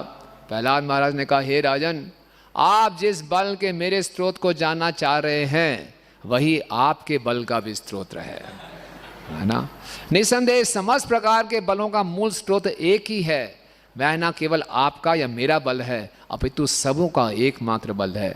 उसके बिना किसी को कोई बल नहीं मिल सकता, चाहे चल हो या अचल, उच्च हो या नीच। ब्रह्मा समेत सारे जीव पूर्ण पुरुषोत्तम भगवान के बल द्वारा नियंत्रित हैं। बहुत सुंदर संदेश है प्रहलाद महाराज का, है ना। पौरुषम ऋषियो, भगवान भी कहते हैं रसोम आपसे कौन्तेय प्रभव शशि सूर्य नाम प्रणमा सर्ववेदेषु शब्दम के पौरुषम ऋषु। किसी भी पुरुष में कोई भी बल है वो मैं हूँ। हमारे अंदर जो भी योग्यता है वो भगवान के कारण है ना। हमने कोई ये कहना कि कोई मैं सेल्फ मेड मैन हूँ, नहीं। तो ये हिरण्यकश्यप को बहुत बड़ा धक्का लगा होगा। कोई हिरण्यकश्यप सोचता था मैं सेल्फ मेड मैन हूँ, मैंने खुद तपस्या की है, और ब्रह्मा जी को देना ही पड़ा मुझे वरदान, क्योंकि मैंने ऐसी तपस्या की। और आज वो प्रहलाद महाराज से सुन रहे, नहीं, आपको भी जो बल मिल रहा है वो विष्णु द्वारा ही मिल रहा है। सभी चल अचल वस्तुओं के सब के बल देने वाले कौन है? भगवान है। तो जब ऐसा कहा तो उन्होंने आगे श्लोक में बोला, परम नियंता एवं काल, ये जो भगवान हैं वो तीनों गुणों के स्वामी हैं, वो ही सृजन करते हैं, वही संहार करते हैं। फिर वो 9वें श्लोक में बहुत अच्छा परामर्श देते हैं हिरण्यकश्यप को। आप बोलिए हमारे साथ, जहाँ सुरम भाव इमं त्वमात्मना समम मनोधस्त्वना संति विद्विषा ऋते अजितात्मना उत्पथे स्थितात तद्वी अनंतस्य महत् समर्हणम। कोई इसका अनुवाद पढ़ेगा जिसके पास माइक है? प्रहलाद महाराज ने कहा, हे पिता, आप अपनी आसुरी प्रवृत्ति त्याग दें। आप अपने हृदय में शत्रु मित्र में भेदभाव ना लाएं। आप अपने मन को सबों के प्रति समभाव बनाएं। इस संसार में अनियंत्रित तथा पथभ्रष्ट मन के अतिरिक्त कोई शत्रु नहीं है। जब कोई मनुष्य प्रत्येक व्यक्ति को समता के पद पर देखता है तभी वह भगवान की ठीक से पूजा करने की स्थिति में होता है। छोटा सा बालक और इतना महत्वपूर्ण संदेश बोल रहे हैं कि हे असुर प्रवृत्ति को आप त्याग दीजिए। कोई मित्र शत्रु नहीं है, आपका असली शत्रु है आपका अनियंत्रित मन, है ना। और इसी अनियंत्रित मन के कारण हम इस संसार में मित्र और शत्रु बनाते हैं, है ना। इससे पिछले के अध्याय में 5वें अध्याय में क्षण और अमरक प्रहलाद महाराज को डिप्लोमेसी सिखा रहे थे, पॉलिटिक्स सिखा रहे थे। प्रहलाद महाराज मुझे नहीं सीखना। बोले क्यों? बोले मेरा कोई शत्रु है ही नहीं।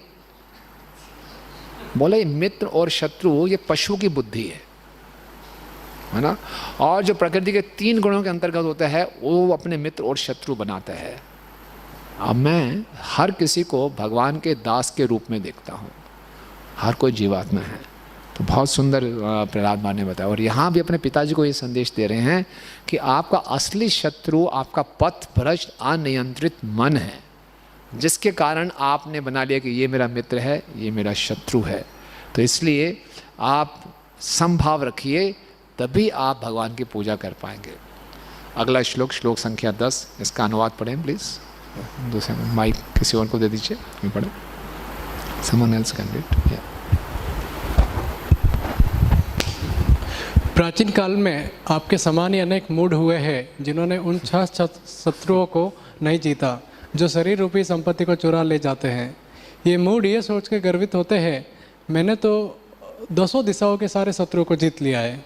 किंतु यदि कोई व्यक्ति इन 6 शत्रुओं पर विजयी होता है और सारे जीवों पर संभाव रखता है तो उसके लिए शत्रु नहीं होते और शत्रु की कल्पना मुक्तावश की जाती है। पिताजी को बोल रहे हैं कि आपकी तरह कई लोग मूर्ख हो चुके हैं। और उन्होंने 10 दिशाओं को जीत लिया, लेकिन जो अपने अंदर के 6 शत्रु हैं उनको नहीं जीता, है ना। और ये हमारा वैदिक संस्कृति है।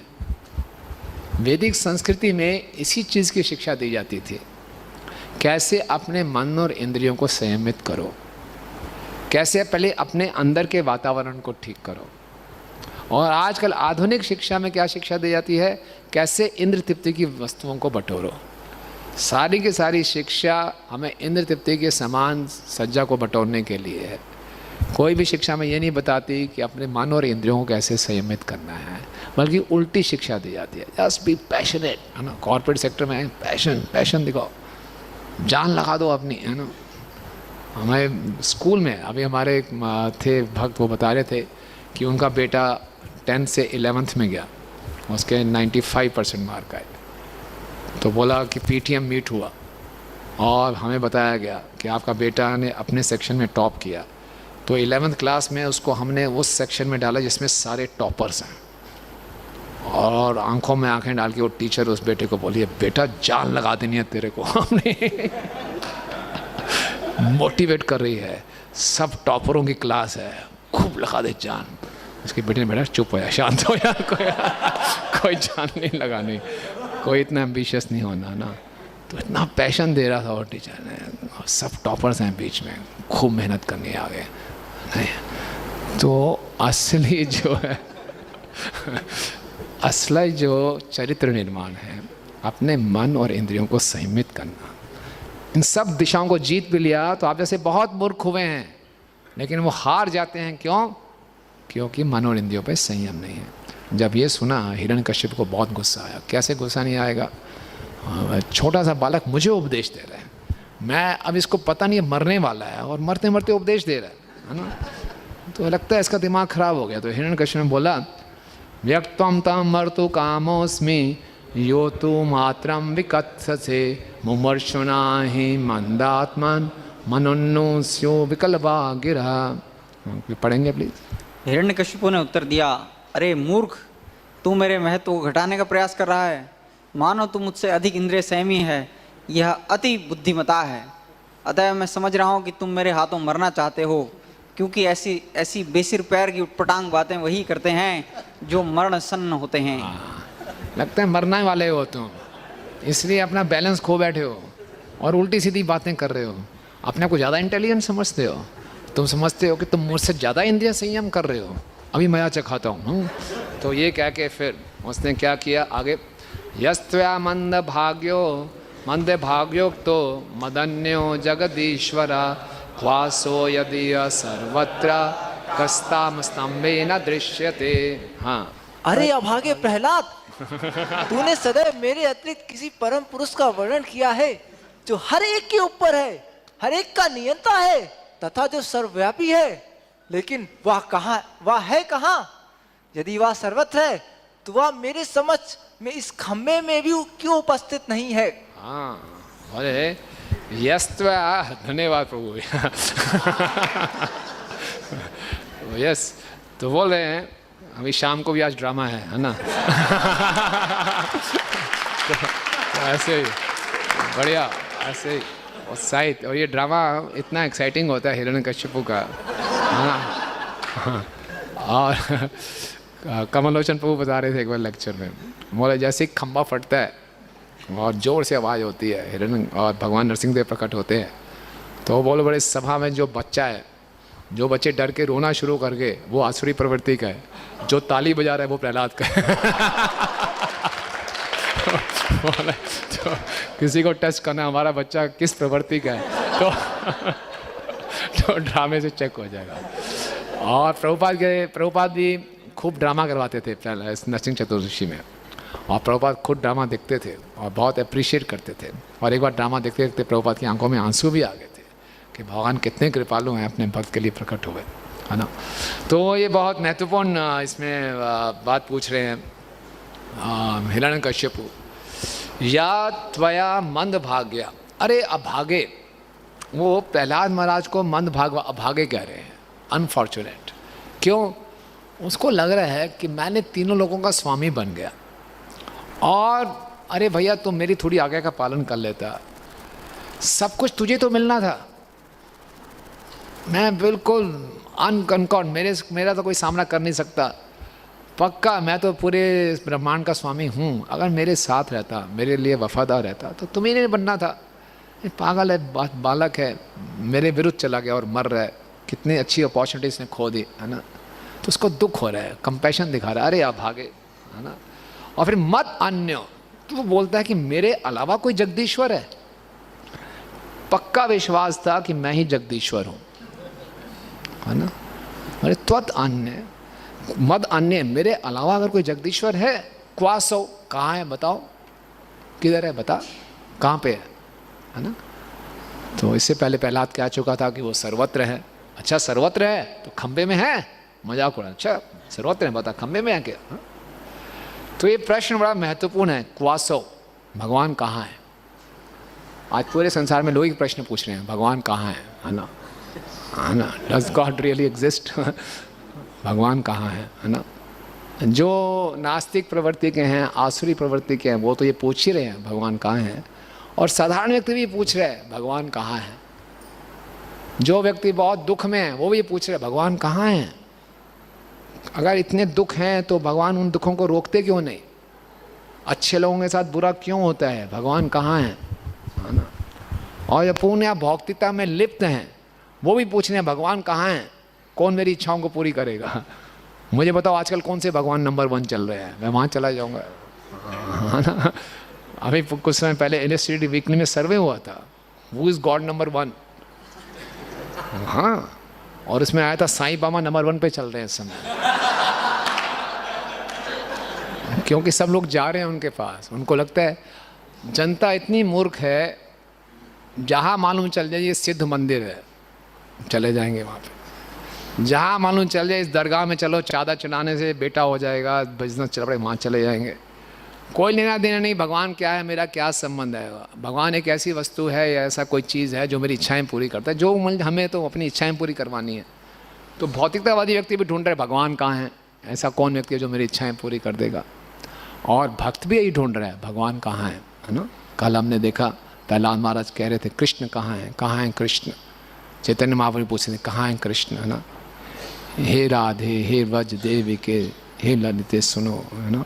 तो छठ गोस्वामी भी विरह में घूम रहे हैं। तो भक्त भी ढूंढ रहे हैं भगवान कहाँ हैं, क्योंकि वो भगवान की सेवा कर सकें। तो प्रश्न बहुत इंपॉर्टेंट है, जगदीश्वरा क्वासो, किधर है भगवान। तो जब बताया जाएगा कि भगवान तो सब जगह हैं, ये जानकर जो आसुरी प्रवृत्ति के लोग हैं उनको तो डर लगेगा, भगवान सब जगह हैं तो डर के भागेंगे। और भक्त को मालूम चल जाए भगवान सब जगह है तो भक्त बड़े प्रसन्न होंगे, अरे हर जगह उसको क्या है, सेवा का अवसर प्रदान हो रहा है ना। तो फिर ये चारों प्रवृत्ति के लोग बोलेंगे भगवान कहाँ है तो क्यों नहीं आ रहे, अगर हैं तो आए। तो ऐसा नहीं है कि उनके इस प्रश्न को भगवान सुन नहीं रहे, भगवान सुन रहे हैं। भगवान कहते हैं अच्छा आऊँगा भी। जो आसुरी प्रवृत्ति है उसके लिए भगवान क्या कहते हैं, मृत्यु, मैं काल के रूप में, काल लॉस में, मैं काल के रूप में आता हूँ, है ना। ऐसे तो पहचान ही नहीं पाओगे, तो काल के रूप में आऊँगा, है ना। जो बेचारा दुखी है वो बोल रहा है कहाँ है भगवान, कहाँ है भगवान। उसको भगवान कहते हैं ठीक है, इसको किसी मंदिर में भिजवा देते हैं ना, वहाँ इसको दर्शन करेगा, धीरे धीरे भक्ति में आएगा, है ना। या इसको किसी बुक डिस्ट्रीब्यूटर से मिला देते हैं कोई ग्रंथ इसको मिलेगा, है ना। और जो भौतिकतावादी व्यक्ति भी ढूंढ रहे कहाँ है भगवान, बोले इसको माया की एक चपेट पड़ेगी तब ढूंढेगा असली भगवान कहाँ है। तो अलग अलग तरीके से भगवान रिस्पॉन्ड करते हैं। ऐसा नहीं है कि भगवान हमारी प्रार्थनाओं को नहीं सुनते, हम जो कह रहे हैं भगवान जानते नहीं, भगवान सब सुनते हैं। प्रभुपाद उदाहरण दिया करते थे कि एक बहरा व्यक्ति था, है ना, अपनी पत्नी को बुला रहा है, अरे सुनती हो आओ यहाँ पे। तो पत्नी तो सुन लिया, वो रसोई में कुछ काम कर रही थी, बड़ी आ रही हूँ। वो बहरा, वो तो सुनाई तो दे नहीं रहा उसको। फिर बोल रहा है अरे आओ, बोले कह तो दिया आ रही हूँ, वो पति को सुन नहीं रहा। और फिर पत्नी उसके नज़दीक गई तो पति पत्नी को डाल रहा है, आ क्यों नहीं रही, बहरी हो क्या खुद बहरा है ना। तो इसी ढंग से भगवान तो कई सिग्नल्स भेजते हैं, हम उन सिग्नल्स को कैच नहीं कर पाते। हमें लगता है भगवान है नहीं, भगवान है, और भगवान अलग अलग रूप में आते हैं। तो ये पूछते हैं जगदीश्वर क्वासो, कहाँ है भगवान? और इन्होंने बता दिया कि भगवान इस खम्बे में है ना। तो बोले ठीक है। तो उन्होंने क्या किया, फिर उस खम्बे को उन्होंने तोड़ा। और देखते हैं, मैं देखता हूँ, क्योंकि अगला प्रश्न यही होता है, अगर भगवान हैं तो मुझे दिखाओ, तब मैं मानूंगा। आसुरी प्रवृत्ति के लोग ही बोलेंगे ना, अगर है तो इस खम्बे में नज़र क्यों नहीं आ रहे, दिखाओ मुझे। तो ये प्रश्न होता है। लेकिन देख कौन सकता है भगवान को? क्या हम देख सकते हैं? बड़े से बड़ा माइक्रोस्कोप भी ले आए, साइंटिस्ट लोग इतने पूरे ब्रह्मांड में देख रहे हैं, कुछ नज़र ही नहीं आ रहा है ना। क्यों नज़र नहीं आ रहा है? तो भगवान खुद इसका उत्तर देते हैं, है ना, भगवत गीता के 7वें अध्याय में। एक तो बताते हैं, ना हम प्रकाश सर्वस्य योग माया समावृता। मैं मूढ़ों को नज़र नहीं आऊँगा, अपने आप को ढक लेता हूँ। लेकिन आपको ढूंढेंगे कैसे? तो भगवान बताते हैं, मता परतरम ना अन्यद अस्ति किंचित धनंजय, है ना। फिर आगे क्या बताते हैं, मई सर्वमिदम पौत्रम सूत्रे मणि गणा एवं, कि मुझसे बढ़कर और कोई परम सत्य नहीं है। लेकिन आपको जानेंगे कैसे? मई सर्वमिदम सूत्रम मई सर्वम इदम प्रोतम सूत्रे मणि गणा एवं, सब कुछ मेरे द्वारा ही जुड़ा हुआ है। मैं एक सूत्र की तरह कार्य कर रहा हूँ।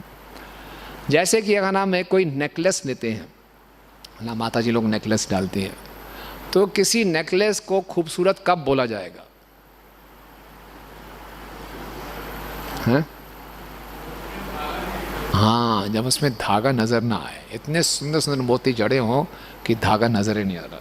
ये जो हार है जो भगवान को अर्पित किया हुआ प्रसादी माला है, कितना सुंदर लग रहा है कि इसमें धागा नज़र नहीं आ रहा। अगर एक फूल यहाँ पे हो, फिर यहाँ पे हो, बीच में धागा नज़र आ रहा हो, है ना, कई बार फूल गिर जाते हैं तो धागा नज़र आता है, तो फिर इतना सुंदर नहीं दिखता। तो भगवान तो सृष्टि करता है तो परफेक्ट हैं, ऐसी सृष्टि की रचना करते हैं कि बिल्कुल नज़र ही नहीं आते। जो नहीं देखना चाहते उसको बिल्कुल नज़र नहीं आएंगे, जो देखना चाहते हैं उसको नज़र आ जाएंगे। कोई बोले नहीं देखूंगा, वो एक मोती तोड़ेंगे भी सारे मोती बिखर जाएंगे, लेकिन वो भगवान को देख नहीं पाएंगे। तो भगवान कहते हैं फिर कैसे देखें? तो भगवान बोलते हैं, जो उसकी दृष्टि में प्रेम है, प्रेमांजुन चरित भक्ति विलोचने न संता सदैव हृदयेषु विलोकयन्ति यम श्याम सुंदर चित्त गुण स्वरूपम गोविंदमादि पुरुषम तमाम भजामि। जिनकी आंखों में प्रेम का अंजन लगा हुआ है वो तो भगवान को सर्वत्र देख रहे हैं। जब हिरण्यकश्यप ने पूछा क्या भगवान इस खंबे में हैं, तो प्रभुपाद लिख रहे हैं यस, प्रहलाद महाराज साक्षात भगवान को देख रहे थे खंबे के अंदर, साक्षात।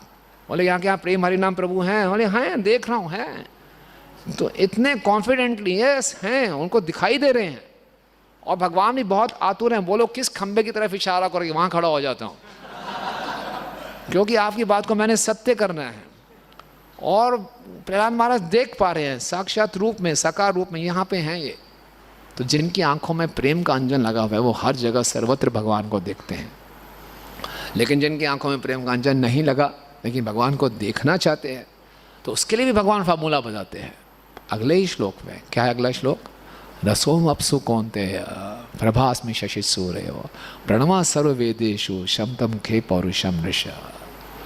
हर वस्तु में भगवान को देखेंगे, हर वस्तु का अस्तित्व कृष्ण के कारण है ना। तो ये साधना करके इस तरह से प्रकृति को देखकर हम भगवान को जान सकते हैं। तो इस प्रकार से भक्त भी ढूंढता है कृष्ण कहाँ है, कृष्ण कहाँ है ना। और असुर भी ढूंढ रहा है कहाँ है कृष्ण, कहाँ है बताओ। और भक्त भी ढूंढ रहा है कहाँ है कृष्ण, कहाँ है कृष्ण, ताकि उसकी मैं सेवा कर सकूं, है ना। और यही हमारा भाव होना चाहिए कि हम भी क्या करें, कृष्ण कहाँ है। जीवन की हर परिस्थिति में हम किसको ढूंढें? कृष्ण को ढूंढें। हम अपने कॉलेज में पढ़ाई कर रहे हैं तो अपने आप से पूछें कृष्ण कहाँ है। अरे मैं ये पढ़ाई कर रहा हूँ, इसमें कृष्ण है? अगर कृष्ण है तो यूज़फुल है, कृष्ण नहीं है तो बेकार है। तो इसमें कृष्ण होने चाहिए। अच्छा कृष्ण कहाँ है? अरे किस लिए पढ़ रहा हूँ?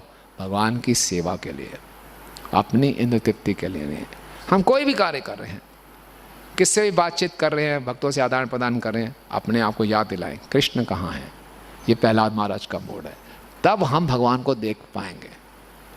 कई बार हम जप भी करते हैं तो अपने आप को याद दिलाएं, कृष्ण कहाँ है? अरे हाँ, कहीं भी नहीं है कृष्ण, जप करो ध्यान से ध्यान पूर्वक जप करो, कृष्ण कहाँ है? आर्च विग्रह के सामने भी खड़े होते हैं तो कई बार कृष्ण होते ही नहीं, कृष्ण कहाँ है याद दिलाएं। तो हमारा प्रत्येक कार्य कृष्णा भावना भावित तभी होगा जब हम कृष्ण को ढूंढेंगे। और यही देखते हैं चैतन्य महाप्रभु, प्रहलाद महाराज का मूड है, यही चैतन्य महाप्रभु का मूड था, यही गोपियों ने हमें सिखाया। परीक्षित महाराज भी यही ढूंढ रहे थे, कहाँ हैं कृष्ण जिन्होंने माँ के घर में मेरी रक्षा की थी, है ना। तो इसी ढंग से हमने भगवान को ढूंढना है। लेकिन यहाँ असुर हिरण्यकश्यप ढूंढ रहा है, कहाँ हैं कृष्ण, कहाँ हैं आपके जगदीश्वर? तो प्रहलाद महाराज बोलते हैं, और उन्होंने बोला, चूंकि तुमने इतना अधिक अनर्गल प्रलाप कर रहे हो, अतएव अब मैं तुम्हारे शरीर से तुम्हारा सिर छीन कर दूंगा। अब मैं देखूंगा कि तुम्हारा परम आराध्य ईश्वर तुम्हारी रक्षा कर सकता है, किस तरह करता है, मैं उसे देखना चाहता हूँ। तो ऐसा कहकर अतिशय क्रोध के कारण हिरण्यकश्यपु ने अपने महाभागवत पुत्र को कटु वचन कहे, उसकी भर्त्सना की। बार बार उसको श्राप देते हुए हिरण्यकश्यप ने अपनी तलवार लेकर राशि सिंहासन से उठकर बड़े क्रोध के साथ उस खंबे पे मुष्टिक प्रहार किया। उसको पूरा कॉन्फिडेंट था कुछ नहीं होने वाला, है ना, इस खंबे को तोड़ूंगा, बीच में से कोई ईंटें गिरेंगी, बदरपुर गिरेगा, सीमेंट गिरेगी, क्या होगा, इसमें कोई भगवान कैसे हो सकते, हो ही नहीं सकते। 100% कॉन्फिडेंस था उसको। और गालियां देते हुए, श्राप देते हुए एक मुट्ठी मारी उसने। उसके बाद क्या होता है, पढ़ते हैं, तदैव तस्मिन् निद्वति भीष्णो बभूव येनाण्डकटाम अस्फुटत् यं वै स्वधेयोपगतं त्वजाद्य श्रुत्वा स्वधामात्ययंगम में नीरे। अनुवाद पढ़िए प्लीज। तब उस खंभे से एक भयानक आवाज आई जिससे ब्रह्मांड का आवरण विदीर्ण होता प्रतीत हुआ। हे युधिष्ठिर, यह आवाज ब्रह्मा आदि देवताओं के निवासों तक पहुंच गई, और जब देवताओं ने इसे सुना तो उन्होंने सोचा, ओह, अब हमारे लोगों का विनाश होने जा रहा है। कोई निकाल सकता है वो आवाज? कोई नहीं निकाल पाएगा, बड़े से बड़ा साउंड इफेक्ट दें तब भी नहीं निकाल पाएंगे, है ना। ऐसी आवाज आई, ऐसी आवाज आई कि ब्रह्मांड का आवरण जैसे फट गया हो, और ब्रह्मा जी इत्यादि उन लोगों को लगा कि अब लगता है हमारे लोगों का विनाश होने जा रहा है ना। और फिर क्या किया, अगला अनुवाद पढ़ेंगे प्लीज। कश्यप ने जो इस तरह अपना अद्वितीय शौर्य दिखला रहा था, जब एक अद्भुत भीषण घोर ध्वनि सुनी जिसे इसके पूर्व उसने कभी नहीं सुना था। इसी ध्वनि को सुनकर अन्य असुर नायक भी भयभीत हुए। उस सभा में इस ध्वनि के उद्गम को कोई नहीं ढूंढ पाया। कहाँ से ध्वनि आ रही है, इतनी भयंकर ध्वनि, वो सुन नहीं पाए। तो उसके बाद उस खम्भे से कौन प्रकट होते हैं? नरसिंहदेव भगवान। नरसिंहदेव भगवान की जय। सत्यम विधातुम निजभृत्य भाषितम व्याप्तिम च भूतेषु अखिलेषु चात्मना अदृश्यत्या अद्भुत रूपमुद्वहन् स्तंभे सभायाम न मृगम न माशुषाम। अपने दास प्रहलाद महाराज के वचनों को सिद्ध करने के लिए कि वे सत्य हैं, अर्थात ये सिद्ध करने के लिए सत्यम विधातुम निजभृत्य भाषितम। निजभृत्य अपने दास के भाषितम बोले हुए शब्दों को सत्यम विधातुम सत्य सिद्ध करने के लिए क्या शब्द थे उनके? व्याप्तिम च भूतेषु अखिलेषु च आत्मना, कि भगवान मेरे कण कण में हैं, हर जगह व्याप्त हैं। तो क्या हुआ? अदृश्य अति अद्भुत रूपम उद्वहन, अपने भक्तों की इस वाणी को सत्य करने के लिए अति अद्भुत रूप में प्रकट हो गए। स्तंभे सभायाम न मृगम न मानुषम, न मनुष्य थे न मृग थे। तो किन किन भक्तों की बात को सत्य साबित किया भगवान ने? प्रहलाद महाराज, दूसरा ब्रह्मा जी, और तीसरा नारद मुनि की आवाज को, वाणी को कैसे सत्य साबित किया? हाँ, प्रहलाद महाराज हमेशा सुरक्षित रहेंगे, कयाधु को भी वचन दिया था, इंद्र को भी कहा था। यस। और चौथा हिरण्यकश्यपु, कैसे? नहीं, वो तो पूछ रहा था, वो तो उसने बोला, उसको तो विश्वास ही नहीं था। उसने हिरण्यकश्यप ने बोला था, जैसे मैंने बताया था आपको, कि जब उन्होंने बोला कि इतना मारने का प्रयास कर रहा हूँ, लगता है ये अमर है और इसका लगता है मुझे ही मरना पड़ेगा। तो उस वचन को ये श्रीधर स्वामी टीका में लिख रहे हैं, है ना। तो इसलिए हिरण्यकश्यप की वाणी को भी भगवान ने सत्य किया। और जय विजय नहीं, चार कुमारों ने कहा था कि इनके 3 जन्म हो गए और जल्दी से इनको बुलाना होगा आपको, तो उनके वचन को भी सत्य साबित करने के लिए तो ब्रह्मा जी, नारद जी, 4 कुमार, स्वयं हिरण्यकश्यप और प्रहलाद महाराज, है ना, इन सब के वचनों को सत्य करने के लिए भगवान प्रकट हुए और फिर अपने वचन को भी सत्य साबित करने के लिए। भगवान कौन सा वचन है? कौन्तेय प्रति जाना ही नामे भक्ता प्रणश्यति। हे कुंती पुत्र, ऐलान कर दो मेरे भक्त का कभी नाश नहीं होता, है ना। ये भगवान है, इतने कृपालु हैं। भगवान की हम सेवा में जुड़ते हैं, पूर्ण रूप से हमें आश्वासित होना चाहिए, सुरक्षित अनुभव करना चाहिए। एक बारी बड़ी प्रसिद्ध कथा है, अकबर ने बीरबल से कहा, यार आपके मजहब में ना बड़ी अजीब सी बात है, छोटी छोटी बात पे भगवान अवतार ले लेते हैं, किसी को भी भेज के अपने भक्ति रक्षा करा सकते हैं, है ना। हमारे मजहब में तो ऐसा नहीं होता, हमारे मजहब में तो अल्लाह जन्नत में ही रहते हैं आराम से, ठाठ से। आपके यहाँ पता नहीं क्या क्या बन के आ जाते हैं। तो बीरबल बहुत इंटेलिजेंट थे, वो ऐसे उत्तर नहीं देते थे, एक्सपीरियंशियल लर्निंग करवाते थे। वो बोले ऐसे नहीं, नॉलेज ट्रांसमिशन से काम नहीं चलेगा, एक्सपीरियंशियल लर्निंग कराऊंगा। तो ऐसे एक बारी फिर उनके यहाँ पे नौका विहार उत्सव चल रहा था अकबर के यहाँ पे। अकबर ऊपर सिंहासन में बैठे हैं और नीचे यमुना जी में नाव है और खूब बढ़िया नौका विहार उत्सव चल रहा है। और एक उसकी जो नौकरानी है उसने अकबर के बेटे को उठाया हुआ है और यूं यूं करते करते क्या किया, उसके हाथ से यमुना जी में गिर गया, बेटा गिर गया। और अकबर ऊपर था, भागते हुए आया, उसके सिंहासन से भागते हुए, मुकुट कहाँ गिर रहा है, कपड़े कहाँ जा रहे हैं, और सीधा पानी में कूद गया और बेटे को बचाने लगा। बीरबल ने कहा, जहाँ पे ना क्या कर रहे हो आप, ये अच्छा लगता है आपको, ऊपर से आप नीचे आ रहे हो, इतने सैनिक गण थे, किसी को भी बोलते थे कूदो बचा लेते। बोले क्या मतलब बीरबल, मेरा बेटा है? बोले हाँ। इसी प्रकार से भगवान भी स्वयं आते हैं, ये भगवान का प्रेम है। भगवान का एक नाम है भक्त वत्सल, भृत्य वत्सल। अपने दास की, अपने भक्त की रक्षा करने के लिए भगवान कुछ नहीं सोचते। उस समय अकबर ने ये नहीं सोचा क्या ये प्रॉपर होगा मेरे लिए जाना नीचे, है ना, कौन सा सबसे अच्छा तरीका है, कौन सा शॉर्टेस्ट रूट है, कौन अच्छा स्विमर है, किसको बुलाऊं, क्या स्ट्रेटेजी अपनाऊं। कोई स्ट्रेटेजी नहीं, कोई प्लानिंग नहीं। देखा मेरा बेटा खतरे में, अब तुरंत गए उनकी रक्षा के लिए। भगवान भी ऐसा करते हैं। भगवान चाहते तो अपनी शक्तियों से भी हिरण्यकश्यप का वध कर देते, प्रहलाद को बचा लेते। नहीं, प्रेम है।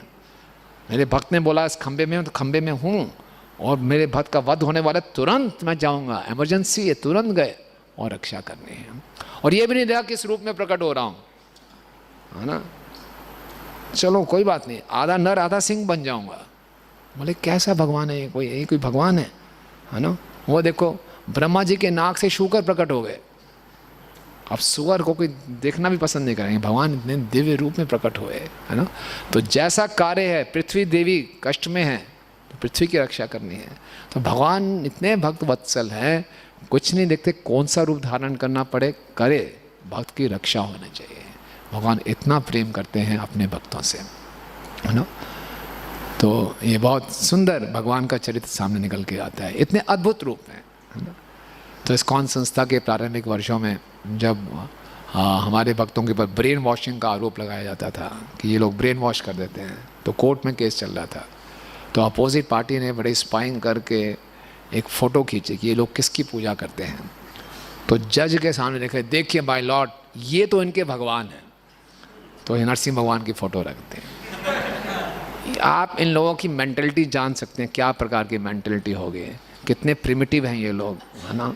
आदिवासी लोग भी ऐसे पूजा नहीं करते होंगे। ये कौन है आप देखिए, ये कोई भगवान है, इनको ये भगवान मानते हैं, है ना।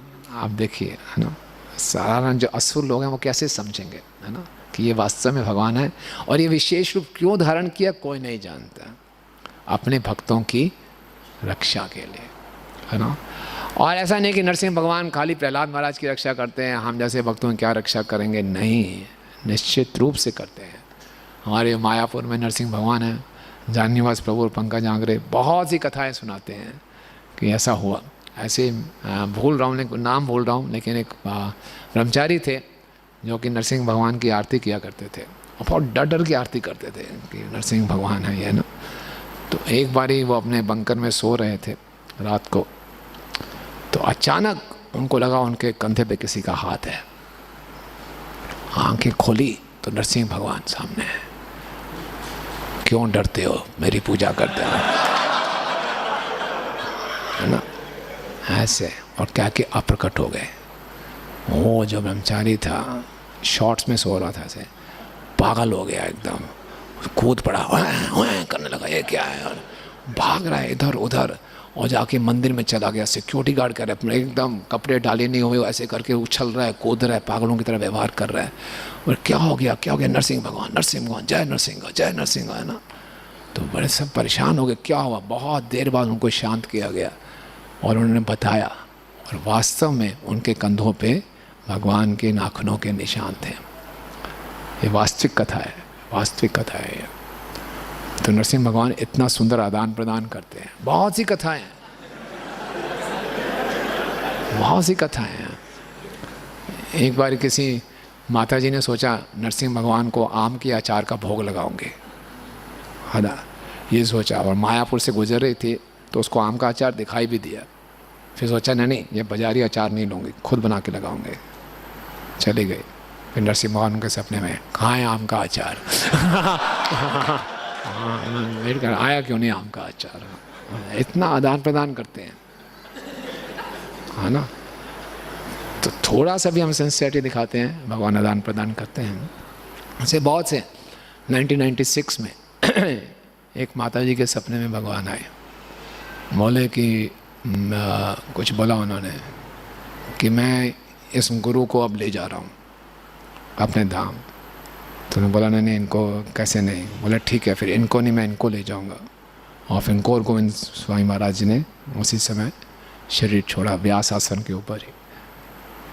तो ये नरसिंह भगवान, ये भगवान आदान प्रदान करते हैं, है ना। तो ऐसा नहीं कि प्रहलाद महाराज की रक्षा करेंगे, और हम देखते हैं, हम भी प्रार्थना करते हैं तो भगवान आदान प्रदान करते हैं। 1996 या 97 में BTJ में एक आर्टिकल आया था, आप सबने वो कथा सुनी होगी, वेरी इंटरेस्टिंग। डरबन में एक कपल था, उनकी छोटी 5 साल की बेटी थी, और उसके पास एक नर्सिंग डॉल थी। तो वो नर्सिंग उस डॉल से बहुत प्रेम करते थे। सुनी हुई है कथा? कितने लोगों ने सुनी हुई है? और सुनी हुई है, सब ने सुना है क्या? तो फिर वो तो एक बार वो बच्ची खेल रही थी बॉल के साथ, और उसके पिताजी फर्स्ट फ्लोर से देख रहे थे। तो बॉल सड़क के दूसरे पार चली गई, और वो बेटी जा रही है, सड़क क्रॉस कर रही है, सामने से एक ट्रक बहुत तेज़ स्पीड से आ रहा है, और एक छोटी बेटी को पता ही नहीं कुछ, और पिताजी आवाज़ भी दे रहे हैं रुक जाओ रुक जाओ, रुक नहीं रही। तो अपनी बेटी को बचाने के लिए उन्होंने फर्स्ट फ्लोर से छलांग मार दी, लेकिन छलांग मार दी, उनकी टांगें टूट गई, उठ ही नहीं पाए, और दूर से ही बोलते रहे।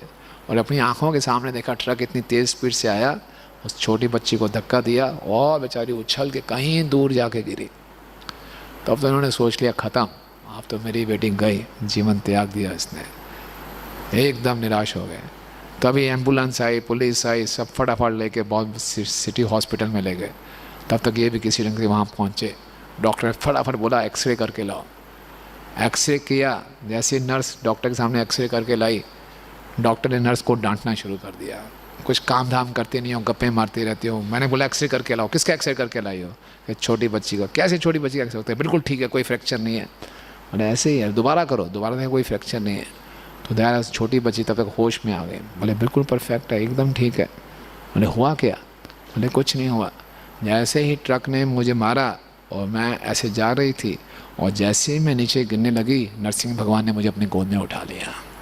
अरे बोल और नरसिंह भगवान ने गोद में उठा लिया और मुझे आराम से नीचे घास पे रख दिया। अरे अरे डॉक्टर को कुछ समझ में नहीं आ रहा है क्या बातें कर रही हैं, और आपको कहीं दर्द हो रहा है? बोले हाँ यहाँ पे कुछ निशान पड़ गए हैं, नरसिंह भगवान को अपने नाखून कटवा देने चाहिए।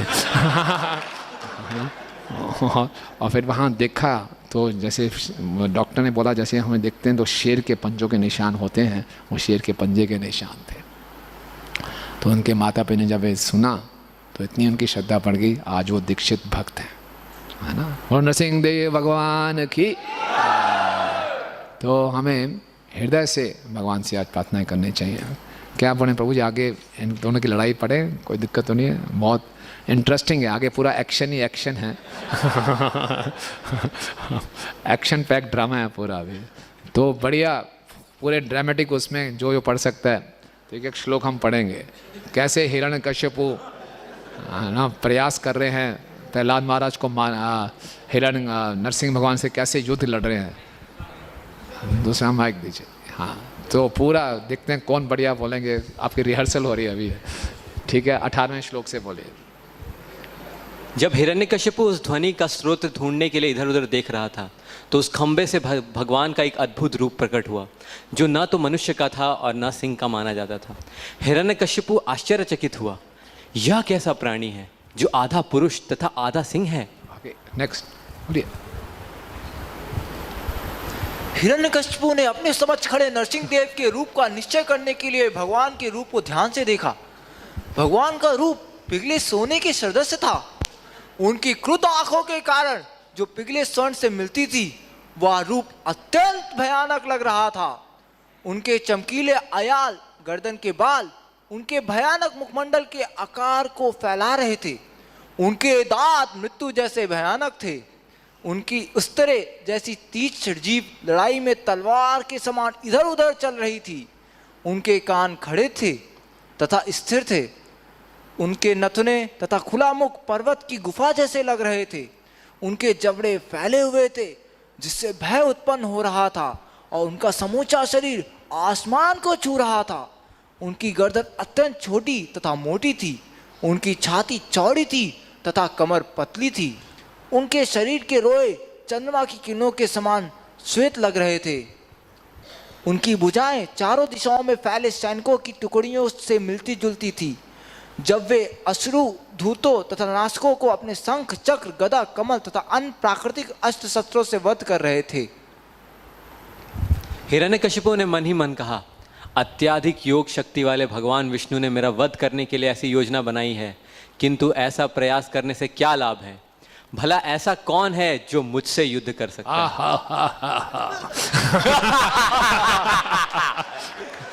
ऐसा सोचते हुए हाथी के समान हिरण्यकश्यपु ने अपनी गदा उठाकर भगवान पर आक्रमण कर दिया। आगे बोलो। जिस तरह एक बेचारा छोटा पतंगा बरबस अग्नि में गिरकर अदृश्य हो जाता है, उसी तरह जब हिरण्यकश्यपु ने तेजोमय भगवान पर आक्रमण किया तो वह अदृश्य हो गया। वह आश्चर्यजनक नहीं है, क्योंकि भगवान सदैव सतोगुण की स्थिति में रहते हैं। प्राचीन काल में सृष्टि के समय वे अंधकारपूर्ण ब्रह्मांड में प्रविष्ट हो गए थे और उसे उन्होंने अपने आध्यात्मिक तेज से प्रकाशित कर दिया था। तत्पश्चात अत्यंत क्रुद्ध उस महान असुर हिरण्यकश्यपु ने तेजी से नृसिंहदेव पर अपनी गदा से आक्रमण कर दिया और उन्हें मारने लगा। किंतु भगवान नृसिंहदेव ने उस महान असुर को उसकी गदा समेत उसी तरह पकड़ लिया जैसे जिस तरह गरुड़ किसी सांप को पकड़ ले। हे भरत के महान पुत्र युधिष्ठिर, जब नरसिंहदेव ने हिरण्यकश्यपु को अपने हाथ में छूट जाने का अवसर दे दिया, जिस तरह कभी कभी गरुड़ सांप के साथ खिलवाड़ करते हुए उसे अपने मुख से सरक जाने देता है, तो सारे देवताओं ने जिनके निवास स्थान उनके हाथों से निकल चुके थे और जो असुर के भय से बादलों के पीछे छुपे थे, इस घटना को शुभ नहीं माना। निसंदेह वे अत्यधिक विचलित थे। हरी हरी। चलो। जब हिरण्यकश्यपु नृसिंहदेव के हाथों से छूट गया तो उसे यह मिथ्या विचार हुआ कि भगवान उसके शौर्य से डर गए हैं। अतएव युद्ध से थोड़ा विश्राम करके अपनी ढाल तलवार निकाली और फिर अत्यंत बलपूर्वक भगवान पर आक्रमण कर दिया। अट्टहास करते हुए अत्यंत प्रबल तथा शक्तिशाली भगवान नारायण ने हिरण्यकश्यपु को पकड़ लिया, जो किसी प्रकार का वार करने की संभावना छोड़े बिना अपनी तलवार ढाल से अपनी रक्षा कर रहा था। वह कभी बाज की गति से आकाश में चला जाता और कभी पृथ्वी पे चल आता था। वह नरसिंह देव की हंसी हा हा हा के भय से अपनी आंखें बंद किए था।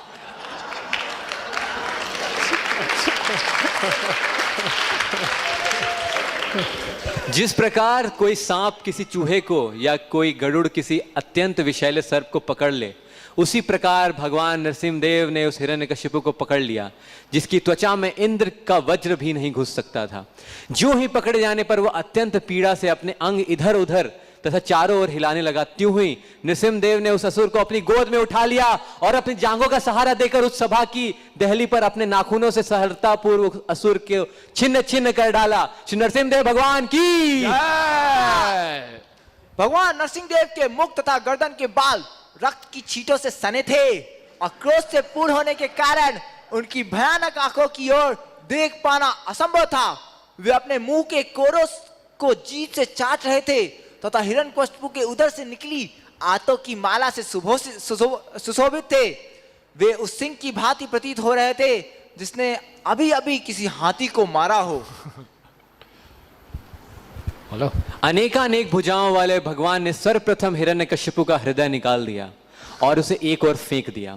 फिर वे असुरों के सैनिकों की ओर मुड़े। ये सैनिक हजारों के झुंड में भगवान से लड़ने आए थे और हाथों में हथियार उठाए थे। ये हिरण्यकशिपु के अत्यंत स्वामी भक्त अनुचर थे, किंतु नरसिंहदेव ने उन्हें अपनी नाखूनों की नोक से ही मार डाला। हरि वो। नरसिंहदेव के सिर के बालों से बादल हिलकर इधर उधर बिखर गए। उनकी जलती आंखों से आकाश के नक्षत्रों का तेज मंद पड़ गया और उनके श्वास से समुद्र क्षुब्ध हो उठे। उनकी गर्जना से हा हा हा से संसार के सारे हाथी भय से चिघाड़ने लगे। चिंगाड़िए।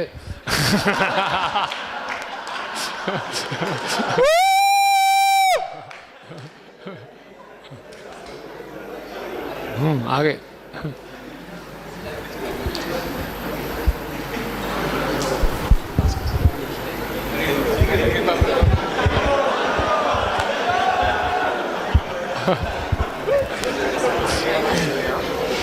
नरसिंहदेव के सिर के बालों से वायुयान, विमान, बाह्य आकाश तथा उच्च लोकों में जा गिरे।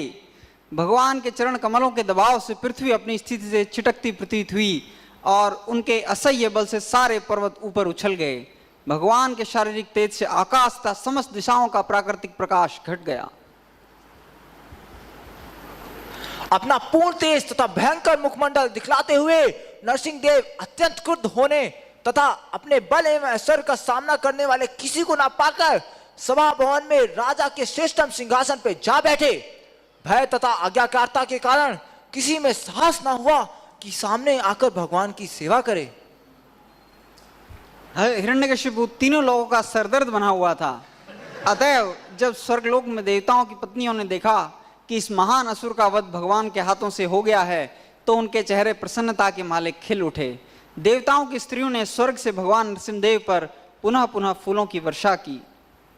उस समय भगवान नारायण का दर्शन करने के इच्छुक देवताओं ने विमानों से आकाश पड़ गया।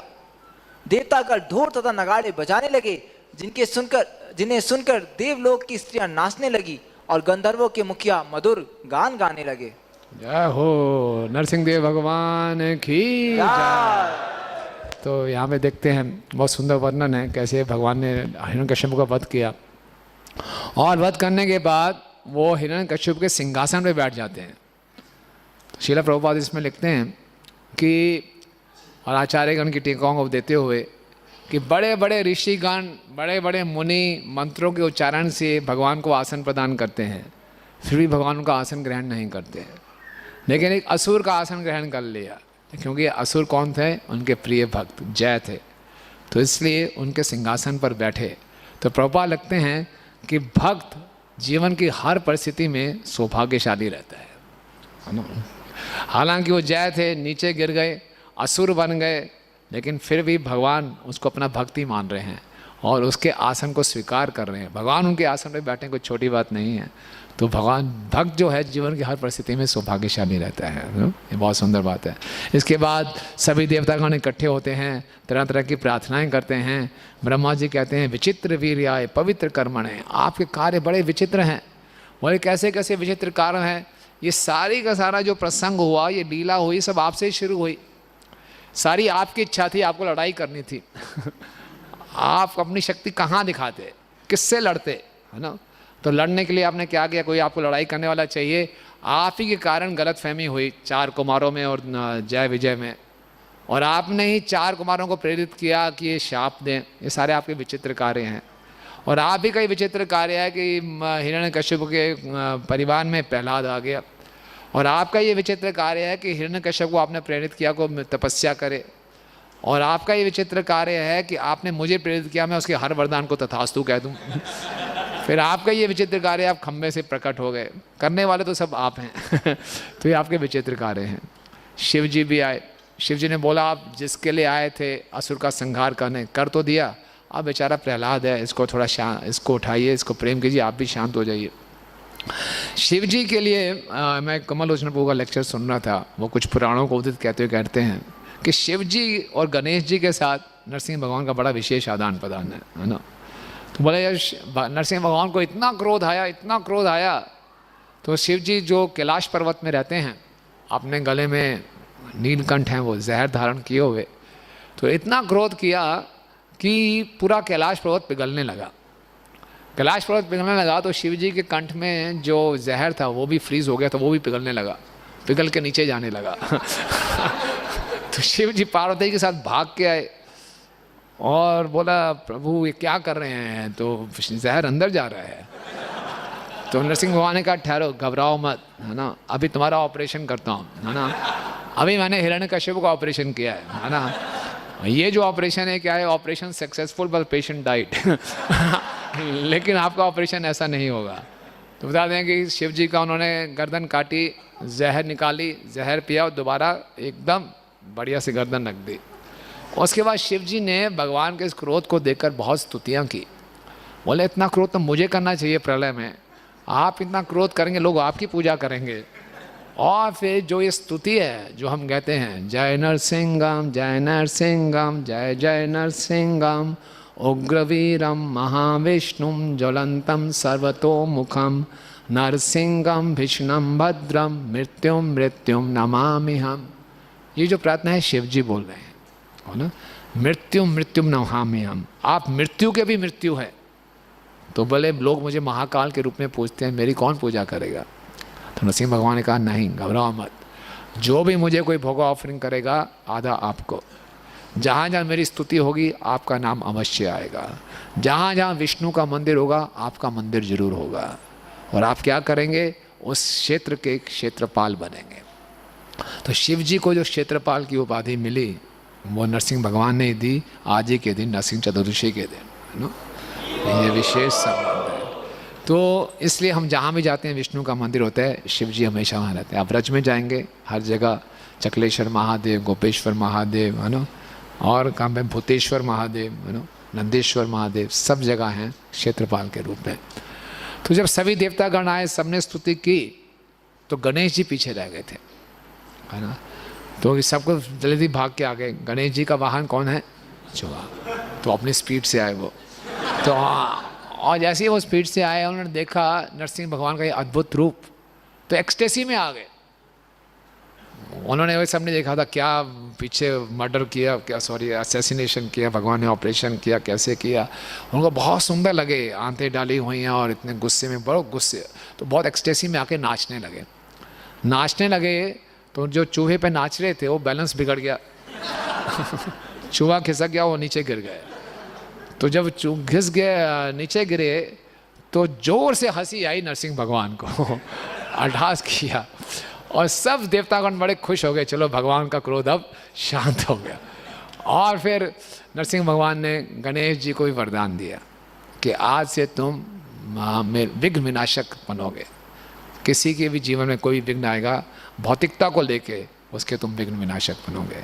एक बार एक एक करके देवता आए, सबको भगवान ने शक्तियाँ प्रदान की। आज नरसिंह चतुर्दशी के ही दिन हर देवता को जो उसका जो तेज था, शौर्य था, जो शक्ति थी, नरसिंह भगवान ने प्रदान की। तो नरसिंह भगवान का हम बहुत आज स्मरण कर सकते हैं, उनसे खूब प्रार्थनाएं कर सकते हैं कि हमारा भक्तिमय जीवन में जो भी बाधाएं आ रही हैं उन बाधाओं से हमें मुक्त करें, और प्रहलाद महाराज की तरह हमें भी शक्ति प्रदान करें कि हर प्रकार का कठिनाई का सामना हम सही तरीके से कर सकें। तो भागवतम के पंचम स्कंद में प्रहलाद महाराज प्रार्थनाएं कर रहे हैं, तो अंत में हम सब इन प्रार्थनाओं का उच्चारण करेंगे। ये भागवतम के 5वें स्कंद के 18वें अध्याय का 8वां श्लोक है ना। आगे हाँ, तो हम सब इकट्ठे इसको बोलेंगे। ये प्रोज में है, इसका कोई मीटर नहीं है। ओम नमो भगवते नरसिंहाय नमस्ते जतेजसे आविर्भाव विभर्व व्रजनख व्रजद्रष्ट कर्माशय अनंध्रया रंधया तमोग्रस ओम स्वाहा अभयम भयमात्मनि भूयिष्ठा ओम क्षरो महा। इसका अनुवाद, समस्त तेज के स्रोत भगवान नरसिंह देव, मैं आपको नमस्कार करता हूँ। हे व्रज के समान नख तथा दांतों वाले प्रभु, आप इस भौतिक जगत में हमारे आसुरी सकाम कर्म वासनाओं को मिटा दें, हमारे हृदय में प्रकट होकर हमारे अज्ञान को भगा दें, जिससे इस भौतिक जगत में हम निडर होकर जीवन के लिए संघर्ष कर सकें।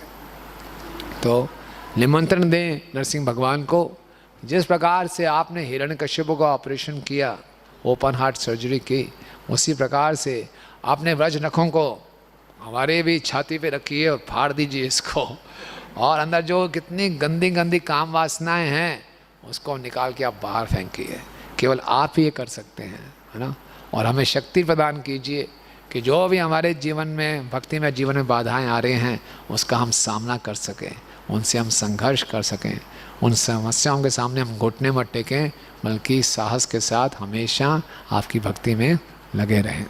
तो नरसिंह चतुर्दशी के दिन हम भगवान से प्रार्थना करें, प्रहलाद महाराज से आशीर्वाद प्राप्त करें, और सब भक्त एक दूसरे का खूब उत्साह बढ़ाएं। नरसिंह देव भगवान की, नरसिंह चतुर्दशी महामहोत्सव की। तो आइए नरसिंह आरती गाते हैं। नमस्ते नरसिंहाय,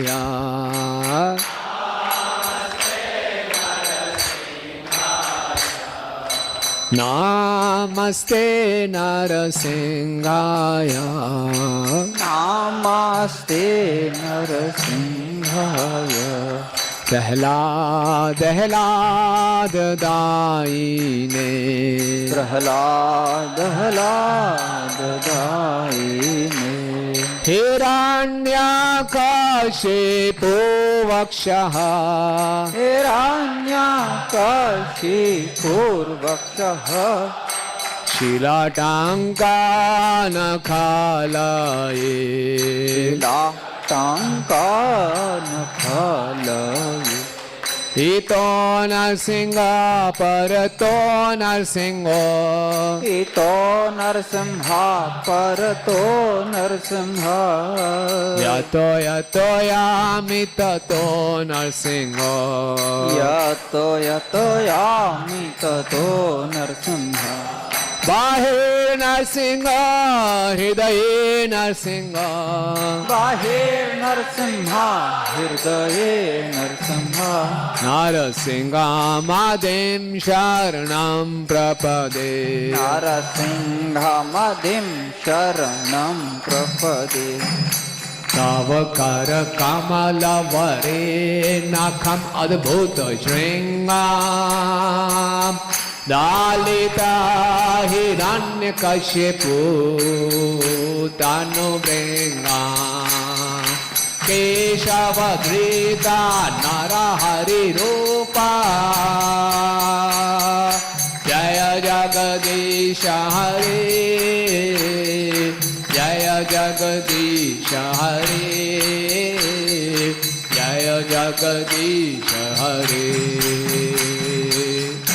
कर कमल वरे नखा अद्भुत श्रृंगार दलिता हिरण्यकशिपूर्तनु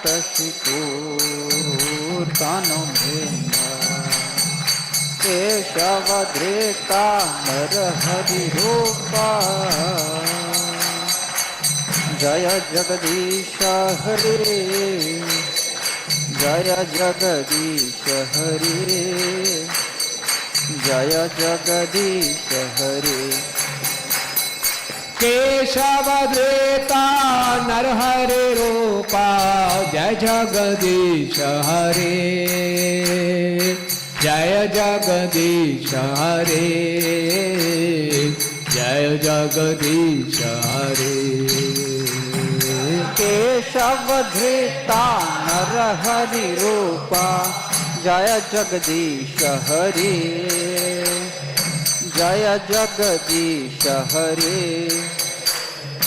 जय जगदीश हरे जय नरसिंहदेव जय नरसिंहदेव नरसिंहदेव जय नरसिंहदेव जय नारा हरे जय नारा हरे नारा हरि जय नारा हरि जय प्रहलाद महाराज जय प्रहलाद महाराज प्रहलाद महाराज जय प्रहलाद महाराज प्रभुपाद प्रभुपाद प्रभुपाद प्रभुपाद जय जय प्रभुपाद प्रभुपाद प्रभुपाद प्रभुपाद नित्य बोल हरि बोल हरि बोल हरि बोल हरि बोल निताय गौर हरि बोल हरि बोल हरि बोल